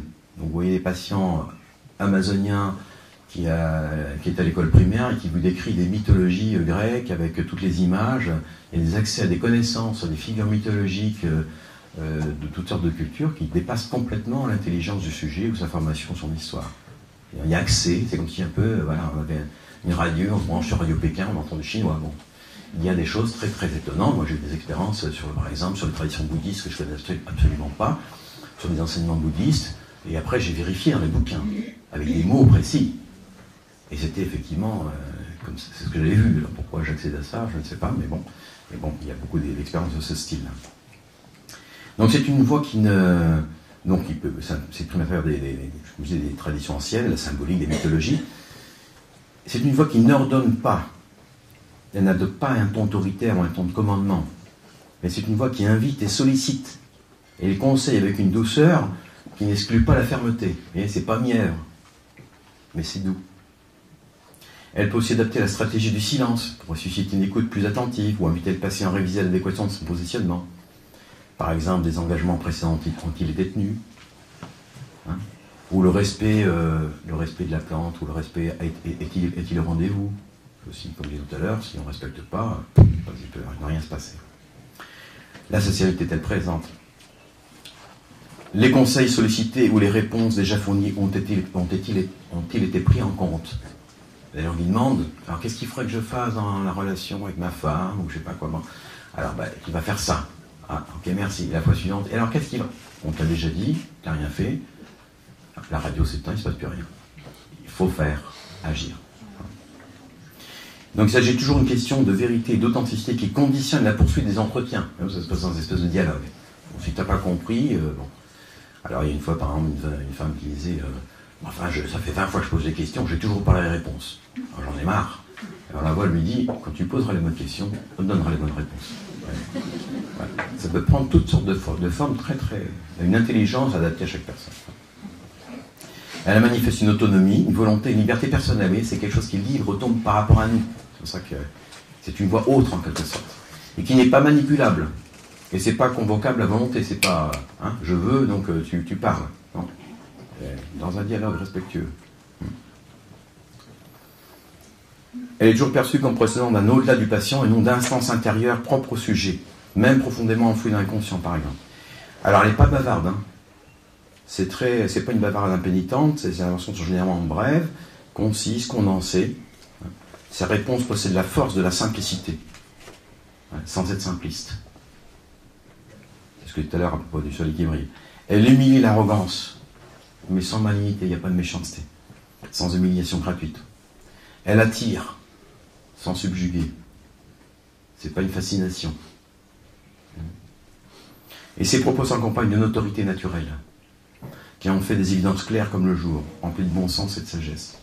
Elle n'entre pas dans le discours intellectuel, rhétorique, discursif, des débats stériles, mais vise des réponses implacables dans leur évidence et leur bon sens. Alors un jour je demande, alors qu'est-ce que c'est que l'humilité? Alors je m'attendais, un cours, quoi, enfin quelque chose de consistant, l'humilité. On me dit, tu vois, c'est quand tu téléphones à la compagnie téléphonique, là, que ton téléphone il a des problèmes. Alors souvent ça m'arrive, ils ont des problèmes. Alors je suis pas content, je suis de mauvaise humeur, je dis ça y est, ça marche pas encore. Alors, je décroche, j'ai déjà un petit peu chargé de mauvaise humeur, puis oui alors là ça fait je sais pas combien de fois que je vous appelle, ça marche pas, etc. Il m'a dit, oui, c'est ça l'humilité, t'as pas salué celle qui te répondait. Il y a quelqu'un qui est au bout du fil, d'abord tu dis bonjour. Même si tu as raison. C'est ça l'humilité. Ouais, c'est que le cours de théologie s'est arrêté ici. Ça me parlait bien, vous voyez. Bon. C'est très simple. C'est très très simple. Et c'est ça qui est toujours désarmant, parce qu'on s'imagine des choses. Alors, il y avait un patient comme ça, je vous raconte une petite anecdote pour mettre un patient qui, alors lui, il avait fait des Hare Krishna, tout ça, il cherchait des trucs spirituels. Bon, et alors il se levait à 5h du matin, il prenait la brouette, il travaillait comme une bête. Je dis, en principe, c'est l'inverse, il faut plus sortir du plumard, là, non. Alors il fallait un peu le freiner, mais il en faisait trop, quoi. Et puis un jour, il a eu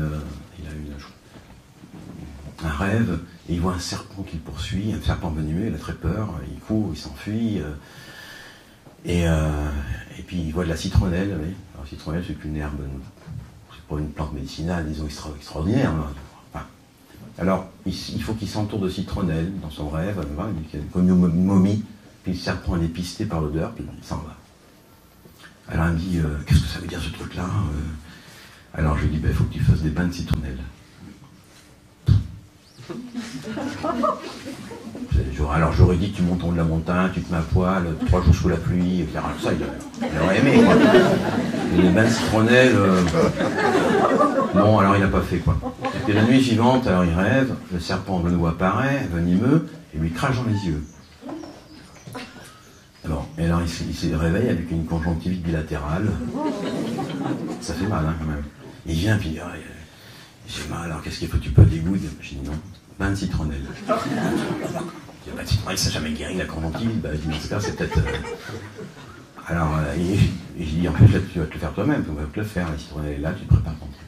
Alors bon, en désespoir de cause, quand même, ça fait mal, puis il était ensemble, tu ne peux pas sortir. Enfin bon, à moins de rompre son traitement. Il s'est fait le bain de citronnelle. Hein, et le lendemain, il n'y a plus de conjonctivite. Voilà, donc c'est ça l'enseignement. C'est simple. C'est simple, mais. Donc les propos qui sont campagne de plein de bon sens, de sagesse simple mais pas simpliste, et pas de discours. Alors il n'y a pas besoin d'arguments, c'est une voix qui n'argumente pas là, pour arracher notre conviction. On est libre, on nous dit, on n'écoute pas, et même devant une exposition qui serait d'une logique imparable, on est toujours libre de dire non. Il y a beaucoup de gens qui écoutent des choses, et puis après ils oublient, ils mettent de côté, ça les embête, ils font pas, etc. Oui, alors il y a une extrême cohérence, c'est-à-dire qu'au fur et à mesure qu'on fait ce processus, cette voix ne se contredit jamais. Jamais. C'est pas un jour, c'est ci, puis le lendemain c'est ça, et puis non, c'est toujours, et parfois d'ailleurs, un certain nombre de personnes l'ont vécu, c'est pratiquement leçon 1, leçon 2, leçon 3. On termine un processus, on reprend l'autre, c'est comme si c'était la deuxième partie du cours. Alors après, c'est pas toujours comme ça, il y a beaucoup de variantes, mais il y a toujours une cohérence, il n'y a jamais de contradiction, hein. Et donc c'est une voix qui peut être très directe, de nous donner des indications extrêmement précises, très très très concrètes, ou au contraire utiliser un langage qui peut être un langage métaphorique, parler en parabole, ou par des exemples, par des illustrations, par des analogies, par des comparaisons, par des images, par des proverbes, des dictons, des strophes, de poèmes, de chansons, etc. Moi j'ai entendu par exemple des chansons que j'avais, des chansonnettes d'enfants par exemple, puis après quand je revenais, ah mais ça c'est... Alors, il y avait une chanson qui disait, mets un pied devant l'autre, là, comment c'est cette chanson Bon, je sais plus, qu'on chantait les colonies de vacances, ouais, c'était 1, 2, 3, marche au pas, je sais plus comment c'est. La meilleure façon de marcher, voilà. Alors, mais j'avais une obsession, j'avais ce truc-là dans la tête, je me suis pas... Je fais des sons chamaniques quand même, je sais pas. Et un truc, mets un pied devant l'autre, puis un peu. Mets un pied devant l'autre. Ah bah ouais. En fait, je vais aller trop vite, quoi. Mais, doucement, un pied devant l'autre.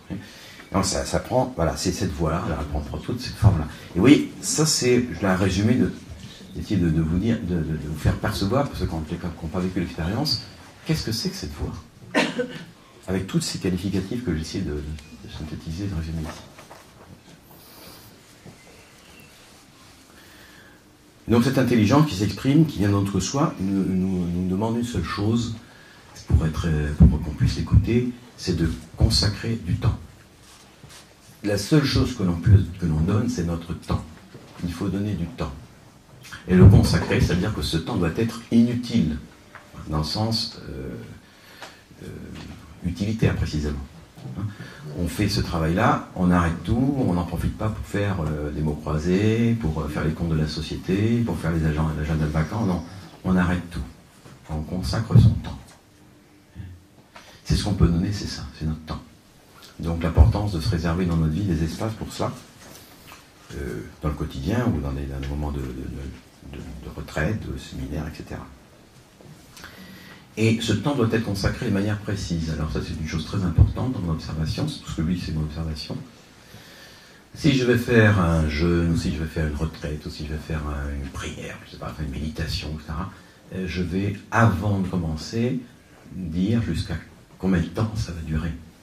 Est-ce que ce sera 3 minutes? Est-ce que ce sera une semaine? Ce sera 2 jours? Etc. Et il faut aller jusqu'au bout du temps. On n'aura les réponses que si on va jusqu'au bout du temps. Ça, c'est ce qu'on donne, et c'est le contrat thérapeutique, en quelque sorte, le contrat spirituel. Et ça, c'est vraiment mathématique. Les gens qui viennent pour une semaine, ils ont leur réponse en une semaine, les gens qui viennent pour 3 mois, ils auront 3 mois, et moi qui suis là-bas à vie, je l'aurai peut-être au dernier moment. Mais ça, c'est extraordinairement, je veux dire, quand je dis c'est mathématique, j'utilise ce mot à dessein, c'est vraiment mathématique. Il faut parcourir un cercle en quelque sorte, et vous aurez la réponse qu'après avoir terminé le processus. Alors il y a des réponses partielles qui peuvent venir, des intégrations, mais la vraie réponse, le dénouement en quelque sorte, tous les éléments du puzzle en quelque sorte vont s'associer, le dénouement va se donner à la fin. C'est pour ça que pour les patients qui viennent nous voir, on dit, j'insiste tout le temps, terminez, il faut terminer votre temps thérapeutique décidé à l'avance. Et ça c'est fondamental. Alors dès qu'on triche avec ça, ça risque de ne pas marcher. Donc ça passe donc par des médiations, comme je disais tout à l'heure, la médiation des plantes, la médiation, et dans cette médiation, et l'autre élément, eh bien, il y a un contact avec ce monde invisible, avec un contact avec des esprits.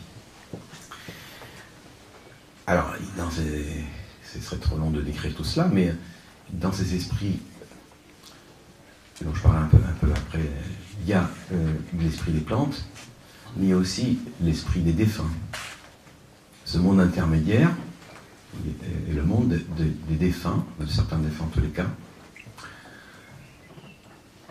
Et on peut voir dans les sessions thérapeutiques, effectivement, apparaître, il peut y avoir un contact intérieur, évidemment, mais ça peut être aussi sous forme de vision, avec des personnes qui sont décédées, qui nous sont proches, avec des contentieux n'ont pas été réglés. On n'a pas eu le temps de se dire au revoir, de se pardonner, ou de se dire un certain nombre de choses. Ces choses-là n'arrivent qu'une fois.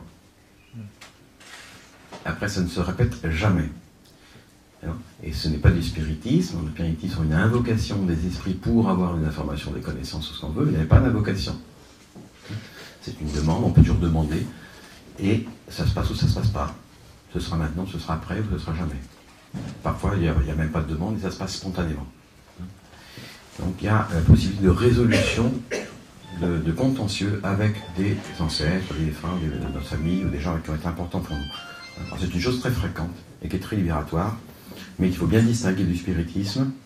Il n'y a pas d'utilisation et d'appel aux défunts, parce que ça c'est une transgression spirituelle très importante, dangereuse. De même qu'on peut invoquer des saints qui sont des défunts, etc. Qui peuvent apparaître aussi d'ailleurs. Donc il y a une sorte. Et puis il y a toutes les puissances angéliques. Alors, j'en parlerai tout à l'heure, dans ces puissances angéliques, il y a les bonnes et les mauvaises. Mais il y a aussi les bonnes, heureusement. Elles sont plus nombreuses que les mauvaises. Et puis, bon, après, il peut y avoir la présence, n'est-ce pas, dans ces expériences, de figures très importantes du panthéon chrétien, mais pour les gens aussi qui ont d'autres filiations, d'autres figures. Alors bon, dans ce qui nous concerne en particulier, la présence de la Vierge Marie est extrêmement fréquente. Très fréquente. Alors elle est très reconnaissable, hein, parce que il y a des attributs très particuliers dans la douceur, dans la pureté. Donc toutes ces questions de discernement, j'en parle un peu plus tard, il y a de présence, pardon, de contact avec ce monde intermédiaire, va nécessiter un discernement. Et donc j'en arrive à la question qui est une question importante, sur laquelle je vais un peu développer. Je vais 20 minutes encore. Ouh là là, bon, alors je vais aller vite. Je suis bavard, bon. Bon, alors je vais aller vite, mais ça va être... Je vais dépasser un peu. Bon, prise de conscience dans la santé clinique de l'existence de mauvais esprits.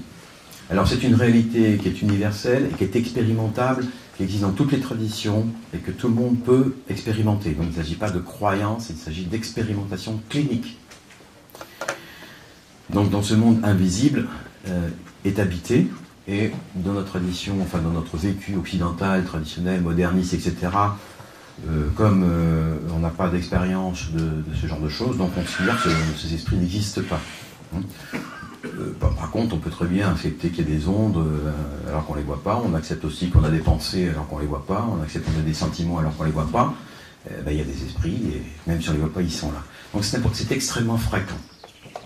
C'est extrêmement fréquent, et il y a beaucoup de processus de dénégation dans la modernité. Alors il y a beaucoup de façons de nier ça. Bon, simplement, ça n'existe pas, soit c'est une invention, c'est des manipulations, de prestidigitation, etc. On ridiculise les personnes qui affirment ce genre de choses. On a toutes sortes d'étiquettes en pathologie mentale pour qualifier tout ça. Ça fait partie de la suggestion. Alors il y a aussi, non, ça a une autre origine, c'est les extraterrestres, etc. On peut voir toutes sortes de choses. C'est une réification, c'est symbolique, c'est simplement une représentation mentale, mais ça n'a pas de réalité, etc. Il y a toutes sortes de subterfuges et d'instruments, je vais très vite, pour nier cette existence des démons, des esprits maléfiques, des esprits mauvais, vous appelez comme vous voulez. On peut cliniquement les détecter, on peut cliniquement les libérer. Donc il y a une pertinence thérapeutique qui est là et qui sert de preuve.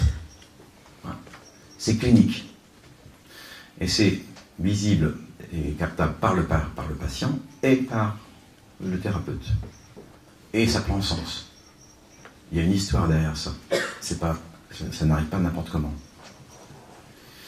Et ça, je le dis, c'est important parce qu'actuellement, il y a une espèce d'exclusion sociale ou de stigmatisation de toute personne qui ose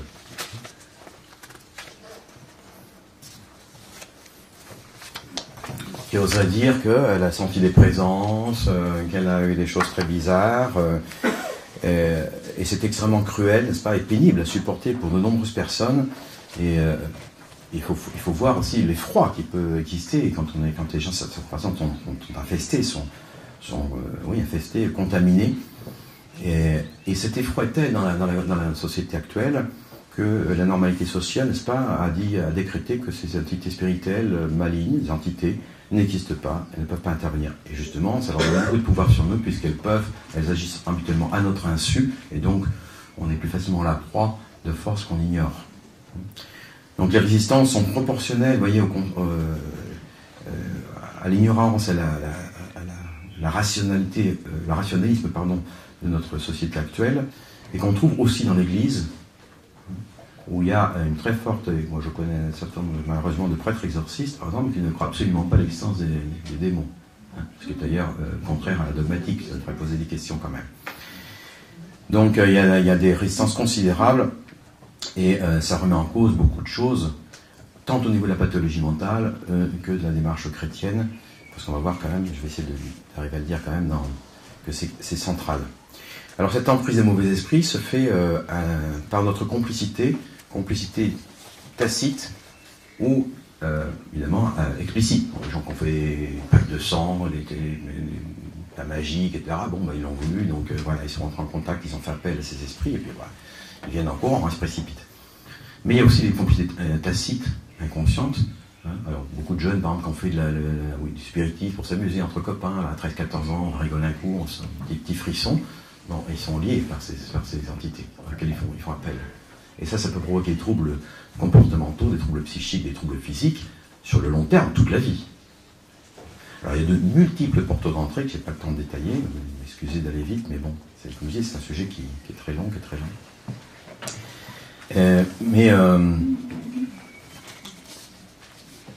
Mais ça peut se manifester à travers des sentiments de bizarrerie, d'étrangeté, des malaises, des perturbations, souvent neurovégétatives, c'est-à-dire des bâillements, des diarrhées, des angoisses, des palpitations, toutes sortes de choses. Ça, c'est le système neurovégétatif et l'interface entre ce monde spirituel et notre monde conscient somatique. Des douleurs, évidemment, souvent des perturbations des troubles du sommeil, des cauchemars, des pensées négatives parasites, alors c'est très fréquent, et par exemple des gens qui ont des pensées de sauter par la fenêtre, d'égorger leur fils, ou de faire du mal à quelqu'un, alors que c'est contraire à leur éthique et contraire à leurs critères moraux. Ce qui montre bien d'ailleurs qu'il y a quelqu'un d'autre qui est présent. Donc c'est des pensées qui peuvent être très, très, très, très prenantes. Et si les gens n'ont pas une construction d'un moi suffisant, ou n'ont pas eu de structure spirituelle et sociale, etc., suffisamment forte, il y a éventuellement parfois un passage à l'acte qui peut s'opérer. Et là, vous voyez que monsieur Untel, qui était connu de tout le monde et qui est sympathique, qui était un bon père de famille, tout d'un coup, a fait un acte tout à fait fou. Il a violé quelqu'un, il a tué quelqu'un, des choses comme ça. Donc on peut comprendre beaucoup de choses de la pathologie mentale, enfin soi-disant pathologie mentale, en reconsidérant cette existence du corps physique, du corps psychique et du corps spirituel, et que ce corps spirituel peut être infesté, contaminé. Ça se passe dans le corps. Il y a toujours un lien corporel. Et on peut le localiser dans le corps. Donc dans les traitements, on va pouvoir localiser progressivement où ça se passe dans le corps. Localisation qui peut être symbolique. Par exemple, les gens qui ont une présence qu'on peut localiser à la pointe de l'omoplate, je donne un exemple. Là, on peut être sûr, pratiquement à 100%, que là, c'est un sort fait par quelqu'un d'autre.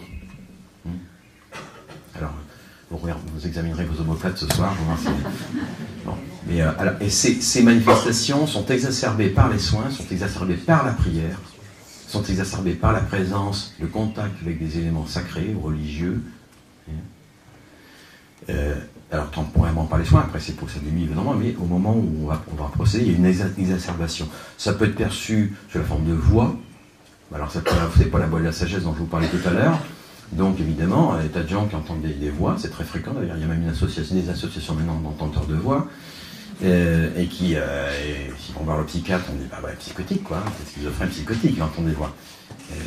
Non. La plupart du temps, ce sont vraiment des suggestions mentales qui peuvent être entendues, qui plus est si elles sont blasphématoires et obscènes, etc. Alors on est à peu près sûr, 100%, que c'est une infestation. Bon. Ça peut se manifester par des odeurs de putréfaction, des odeurs de peau de fauve mouillée, je peux vous décrire parce que j'en ai toute une collection là. Là il y a toutes sortes d'odeurs, des odeurs de poissons pourris, et chaque odeur correspond à des démons particuliers. C'est une cartographie extrêmement précise qu'on peut détailler. Il y a une clinique, vous voyez. Et c'est toujours la même. Une personne infestée par un démon, c'est toujours la même manifestation, ça ne change pas. Bon. Ça peut être des présences tactiles. Des gens qui sentent des présences, au point où même ces présences peuvent être tellement présentes qu'elles peuvent, les sensations d'asphyxie, pousser les gens, les renverser, les pincer, etc., etc. Donc, alors quand on fait les soins, n'est-ce pas, avec des patients comme ça, on est en contact avec ces entités-là qui vont agresser le thérapeute. Donc tout ce que je vous dis là, voilà, j'y suis passé.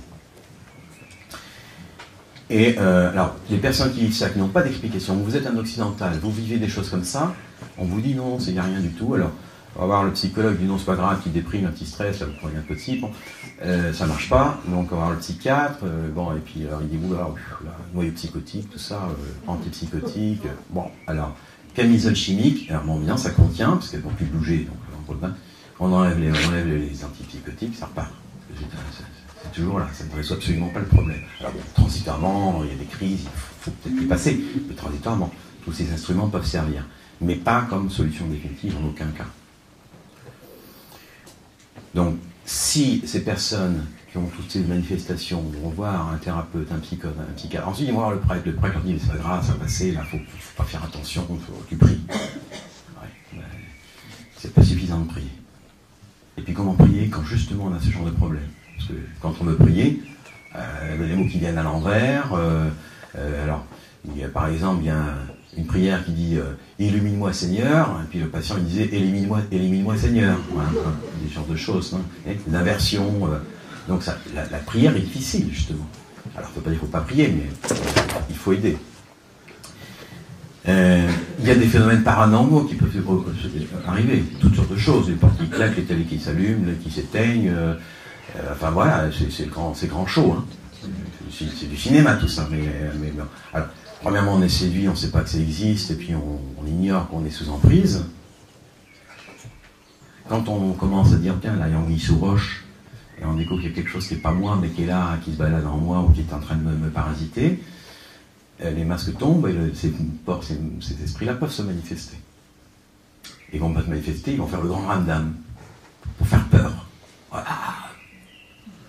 Alors les trucs qui tombent, on ne va pas avoir peur, ils peuvent rien. Tout ça c'est du cinéma. C'est du cinéma. Alors quand on n'a pas peur, bon, il faut quand même s'armer un peu de la foi, hein, la prière et tout ça, mais quand on n'a pas peur, après c'est le découragement. Ah, tu vois, tu vas souffrir, ça va être très long, tu ne pourras jamais te marier, tu n'auras pas d'enfant, mensonge. Tout ça, c'est du mensonge.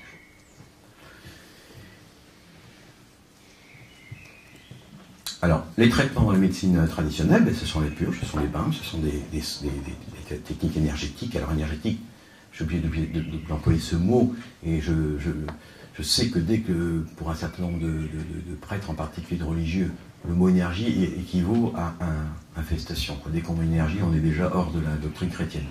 Alors, je rappelle, enfin je le dirai peut-être tout à l'heure si j'ai le temps est court, Jésus est dans la foule, pressé par 50 personnes, la femme hémorroïse se projette derrière lui, elle le touche à la frange du manteau, parce que si elle arrive à être guérie, effectivement elle arrive, paf, les hémorragies s'arrêtent sur le moment, et Jésus dit, mais qui c'est qui m'a touché?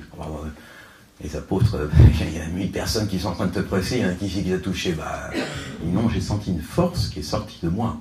Alors, mettez force ou énergie, c'est dynamo en grec, donc voilà, c'est la même chose. Il y a une force, une énergie qui est sortie du corps de Christ, et il l'a senti. Bon.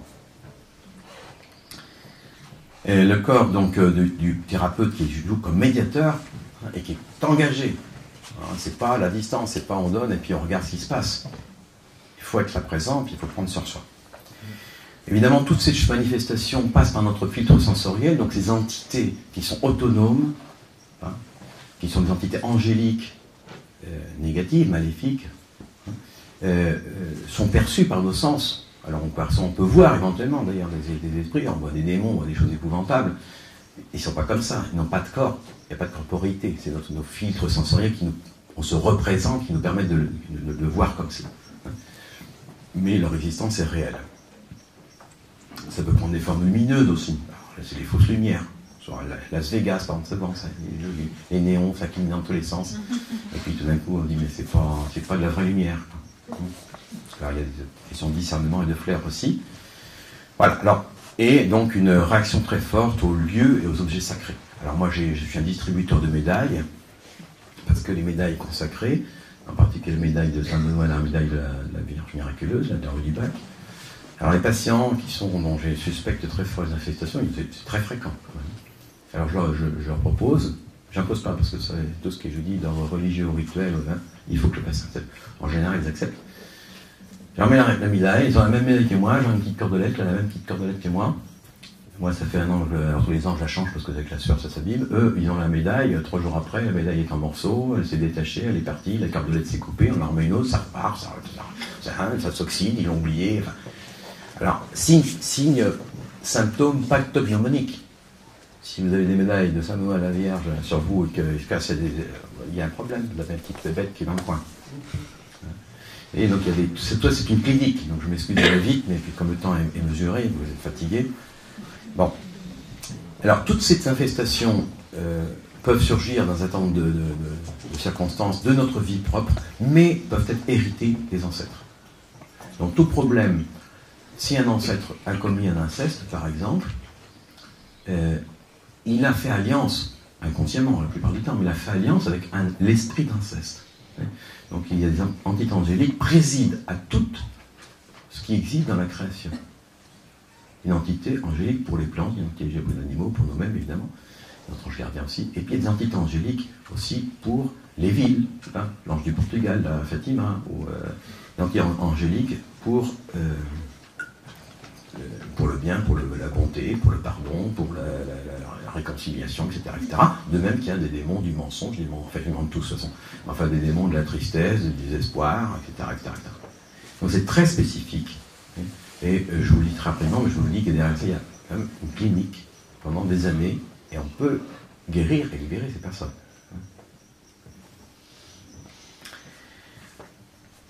Donc ces infestations sont réelles, et elle nous montre que dans ce monde intermédiaire est un monde qui est habité par des êtres autonomes, intelligents, volontaires, qui choisissent, et c'est blanc ou noir. Alors, ça ne s'appelait pas notre monde contemporain. Nous sommes dans un monde où nous sommes gris. Hein, on a un peu des deux. Hein, on est dans l'ignorance. Les entités spirituelles, les entités angéliques sont blanches ou noires. C'est bon ou mauvais, point. Donc il n'y a aucune possibilité de conversation, de négociation avec les entités, avec les démons. Aucune. La seule chose, c'est dehors. Voilà. Et ça, parce que je dis ça, parce que c'est très fréquent. Beaucoup de gens disent, oui, mais j'ai une petite bébête, là, mais c'est bien, parce qu'il me disait des choses, et puis alors j'ai mes rêves, et puis ça me sert à... Non. Alors, quand les gens disent ça, je dis, on va faire une petite session, si tu veux, puis on va demander à voir qui c'est la bébête. Alors après ça, ils n'en veulent plus. Quand on voit la chose en face... Donc il y a des compromissions, vous voyez, explicites ou tacites qui jouent. La vraie possession, c'est-à-dire où la personne est complètement envahie par cette entité qui la possède, c'est extrêmement rare. Heureusement. C'est très très rare. Il y en a, mais moi j'en ai vu très peu. J'en ai vu 2 ou 3 cas, je peux dire, dans 24 ans. Oui. Mais ça existe. Donc il y a des degrés en fait, d'infestation qui vont de la petite infestation jusqu'à l'infestation majeure. Et c'est pour ça que s'il y a donc, comme je disais, un ancêtre qui a fait un lien avec une entité, par exemple le démon de l'inceste, si ça n'a pas été réparé, pardonné, réconcilié, etc., ce démon va infester la personne qui était incestuée et qui va elle-même avoir des pulsions, enfin, des suggestions incestueuses. Alors on me fait signe que là, je vais faire une deuxième conférence. Bon, donc dans toutes ces formes-là, il y a une falsification du vrai et il y a des questions de discernement.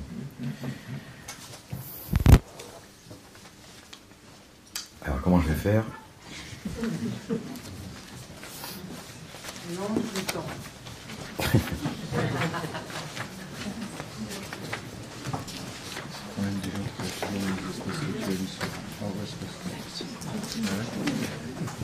Alors je vais aller la deuxième partie.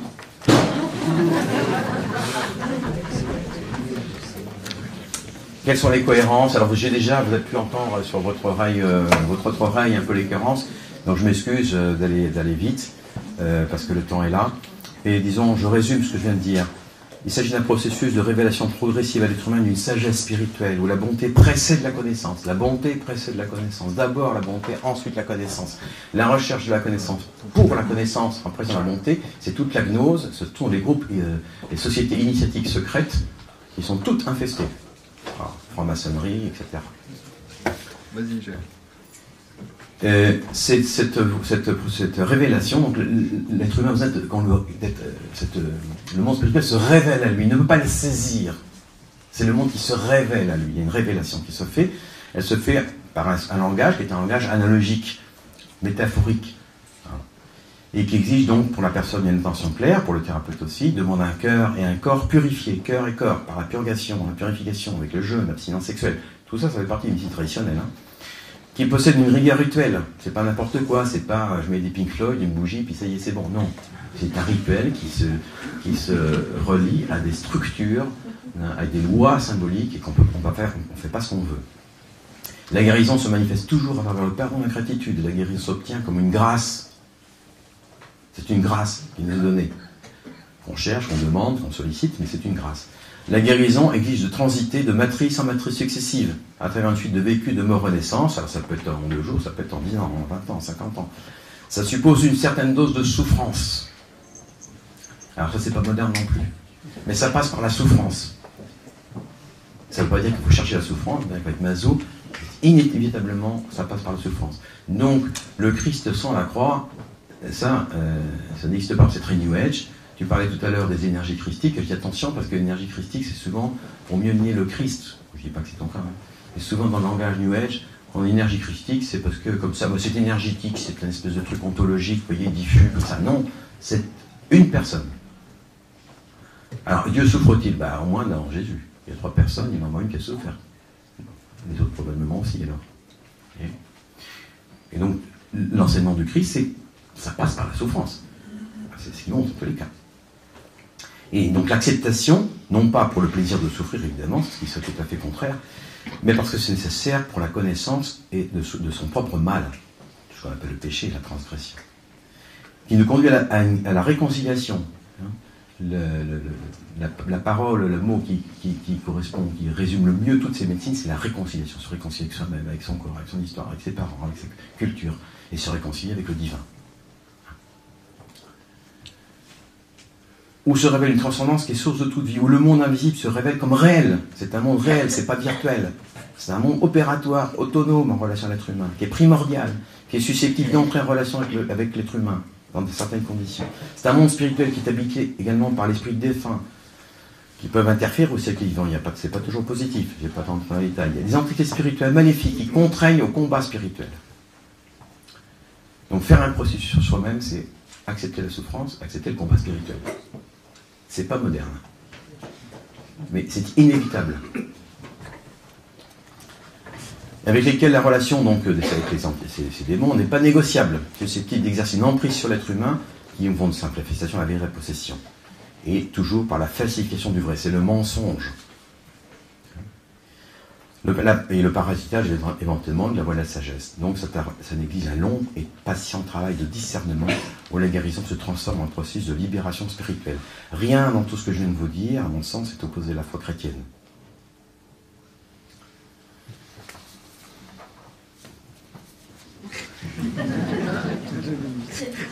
À la foi chrétienne dans son essence. Donc là il faut peut-être... Donc voilà. Donc Dieu se révèle sur 3 formes, là, le Père, le Fils, le Saint-Esprit. Alors, le Père c'est la création, c'est la mission du créé, le monde sensible. Le Fils c'est la parole, donc c'est l'ordre de la parole, les écritures, des prophéties, des écritures saintes. Et l'Esprit Saint, les événements, notre vie, la vie, les événements de la vie. Vous voyez que aussi bien le Père que l'Esprit Saint peuvent s'exprimer avant le Fils, puisque le Fils s'incarne dans le Christ. Les religions, les traditions pré-chrétiennes avaient déjà la révélation de la création, la relation du Père et la relation de l'Esprit. Ça veut dire que les médecines traditionnelles ou les sociétés traditionnelles pré-chrétiennes sont aussi habitées par le vrai et par la connaissance. Qui peut, à mon sens, bien, ce sont des chrétiens qui s'accomplissent parfaitement dans le Christ. Mais déjà, et donc l'Église le reconnaît dans ce qu'elle appelle les semina verbi, c'est-à-dire qu'il y a des semences du Verbe, ce qu'on appelle semences du Verbe, qui sont reconnues dans les traditions pré-chrétiennes. Donc c'est pas du tout contradictoire de dire que les médecines traditionnelles peuvent nous enseigner des choses, des connaissances spirituelles authentiques et vraies. C'est tout à fait cohérent. Le langage analogique, les paraboles du Christ, je ne peux pas tout détailler, mais il y a toujours un métalangage dans les religions, que ce soit le pali avec les bouddhistes, le latin avec les chrétiens, etc. Il y a toujours un métalangage, parce que quand on parle du monde spirituel, on ne peut pas dire ce qu'est le monde spirituel, puisque ça nous transcende. Donc on est obligé d'utiliser un langage poétique, métaphorique, analogique. Et le Christ va parler comme ça en parabole. Parfois il explicite à ses apôtres. Quand il parle en parabole, ça ne veut pas dire qu'il est en train de dire, bon, ils ne comprennent rien, donc on va leur dire un truc... Il inscrit là dans le cœur de l'homme déjà ce qui est présent, il réveille ça dans le cœur de l'homme. Vous voyez. C'est pas simplement, il faut leur dire quelque chose, il n'y a que ceux qui comprennent, les intellos, les théologiens, non, c'est déjà présent dans le cœur de l'homme. Et quand il y a un processus thérapeutique avec les plantes, le simple fait de voir les choses, même si on ne comprend pas, c'est déjà de l'ordre de la libération et de la prise de conscience. Donc la compréhension, ça vient après. La tête, elle comprend après. Mais il y a d'abord le vécu. Et le vécu qui touche le cœur. Donc le Christ choisit ce mode de la parabole, et c'est une connaissance, toute cette connaissance qui n'est pas conceptualisée, mais elle est toujours intégrable par le corps. Hein?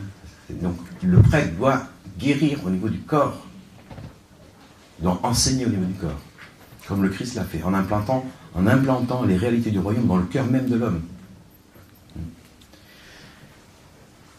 Et il dit, le psaume dit, j'ouvrirai la bouche pour dire des paraboles, je clamerai des choses cachées depuis la fondation du monde. Vous voyez, des choses qui sont depuis la fondation du monde, avant l'incarnation, avant la présence du Christ. Elles sont déjà là, et elles doivent se révéler peu à peu. Mais elles sont inscrites donc dans les mémoires de chaque être humain, les mémoires du corps. Donc la réalité du royaume se rattache au monde des origines. C'est depuis la fondation du monde. Et il y a quelque chose de l'ordre de se rattacher à ses origines, faire mémoire encore une fois de qui l'on est, retourner vers la source. Et cet avènement du royaume est une croissance progressive, comme les paraboles du grain de sénévé, ceux qui connaissent, qui passe d'abord par une remise en ordre. Il faut d'abord lever les obstacles, il faut d'abord guérir. Avant de pouvoir recevoir la parole, la prédication, il faut guérir. Le Christ vient faire deux choses. Si vous lisez les évangiles, il guérit et il libère. C'est la première chose. Il guérit, libère. Et ensuite, il prêche. Il fait que ça. C'est d'être un Christ qui est guérisseur et exorciste. Et il va transmettre ça à ses apôtres. Comme fonction principale, c'est l'ordre de mission. Et c'est même à ça qu'on reconnaîtra les chrétiens. C'est pas n'importe quoi, c'est pas un élément... Voilà. Et la prédication ne peut être acceptée, la prédication de la parole du royaume, que si la personne déjà est guérie, ou en partie guérie, qu'elle puisse écouter la parole. Donc vous voyez, la purification, la purgation avant l'enseignement, c'est tout à fait cohérent. Donc ce travail interne de purification qui se fait de manière organique, c'est-à-dire en même temps. C'est-à-dire qu'il y a de même qu'on a des forces, des puissances de cicatrisation physique, il y a aussi des cicatrisations psychiques et spirituelles. Et il dit, il est du royaume de Dieu comme d'un homme qui a rejeté du grain en terre, qu'il dorme et qu'il se lève, nuit et jour, la semence germe et pousse. Ça fonctionne malgré, même dans notre inconscient, dans des forces de réparation spirituelle. Je vais me faire taper sur les doigts. Alors, purification des cœurs, des corps, la confession, donc c'est assez évident. Et je conseille de lire Lévitique. Alors, Lévitique, c'est pas très moderne parce qu'il y a toutes sortes de lois. Alors, la lèpre, tout ça, si vous avez la bénorragie, vous êtes impur, les femmes font les règles, elles sont impures, etc. Tout ça, les médecines traditionnelles disaient exactement la même chose. Malheureusement, j'ai pas le temps, je vous donnerai l'article. Alors c'est souvent interprété, vous voyez, dans la tradition aristotomiste comme une repentance symbolique. La lèpre, c'est la lèpre du cœur, c'est l'orgueil. Alors c'est vrai, mais ce n'est pas que ça. Parce que la lèpre, elle est décrite aussi comme la lèpre des vêtements, la lèpre de la maison, des murs de la maison, la lèpre des objets. Alors, c'est quoi ça va au-delà, c'est qu'il y a des charges énergétiques. Les objets, les personnes sont chargées, les corps sont chargés.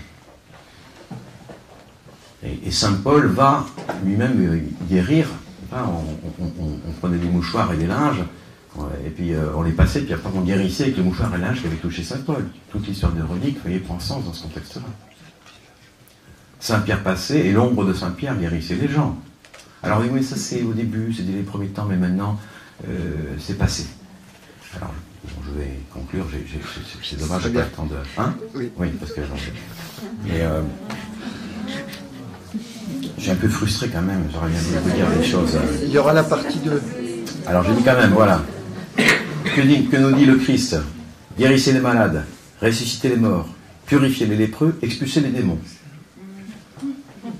C'est ce qui nous est dit. C'est pour moi. Hein. Alors, le Christ fait de ses apôtres des exorcistes. Et nous sommes tous appelés à être aussi exorcistes. Alors, il n'y a pas le temps de préciser, d'avoir une fonction d'exorciste. Tout chrétien, tout baptisé peut le faire au nom de son baptême. Ça ne veut pas dire qu'il peut faire les grands exorcismes, etc. Bon. Donc, c'est un ordre, c'est une injonction, je dirais, et c'est la mission même du Christ lui-même, le grand exorcisme, c'est la croix, puisqu'il annonce lui-même le rameau. C'est là que le mal va être définitivement vaincu. Donc la croix, elle est contre l'exorcisme. Donc quelqu'un qui viendrait, un extraterrestre qui viendrait, on lui dirait, tiens, voilà, l'évangile, là, c'est un type là, qui a créé une religion. Lis ça. Bah, il va dire, bah, c'est une religion de prêtres et c'est une religion de guérisseurs d'exorcistes. C'est une religion de guérisseurs d'exorcistes. Nous avons perdu le contact avec le monde intermédiaire, qu'on a perdu en grande partie par une intellectualisation aristotomiste. Je vous signale quand même que saint Thomas, à la fin de sa vie, quelques mois avant de mourir, a une expérience, il célèbre la messe. Saint Thomas, c'est la référence de la théologie catholique actuelle, enfin, depuis des siècles. Il célèbre la messe, il a une expérience mystique, on ne sait pas trop quoi, et à la fin, il sort et il dit, tout ce que j'ai écrit avant, c'était de la paille. Et à partir de ce jour-là, il n'a plus rien écrit. Il est mort quelques mois après. Alors, c'est lui qui le dit de lui-même. Alors, c'est très complexe, le discernement est très complexe. Saint Ignace de Loyola, un spécialiste du discernement, il écrit là-dessus, le discernement intérieur. Il raconte que pendant toute sa vie, il y a eu des présences, c'est un truc, une forme, c'est qu'il n'y a pas de pied, pas de main, etc., qui vient, et qui est toujours là, mais qui m'a donné des enseignements extraordinaires, vraiment fabuleux, j'ai jamais eu des choses comme ça, etc. Et à la fin de sa vie, devant la croix, on lui dit, c'était un démon. Donc le maître du discernement, oui, saint Thomas lui-même n'a pas pu discerner qu'il est accompagné par un démon toute sa vie. Vous le trouvez dans l'autobiographie de saint Ignace de Loyola, pardon. Donc, je dis ça très rapidement, c'est très complexe, mais on a besoin pour une renaissance, et la renaissance du christianisme, à mon sens, de reprendre ce contact, de retrouver cette familiarité avec le monde intermédiaire, le monde spirituel, qu'on a perdu. Et entre autres, par des rituels, par l'initiation réelle, qui ne soit pas une initiation superficielle, qui inclut le corps. Et donc, dans la mesure où l'initiation chrétienne peut s'enrichir des connaissances traditionnelles, je pense qu'on pourra dire, comme nous proposait le Christ, n'est-ce pas, avoir des signes, des prodiges et des miracles dont on a souvent peur, en réalité. On a peur d'exercer notre fonction spirituelle. Merci.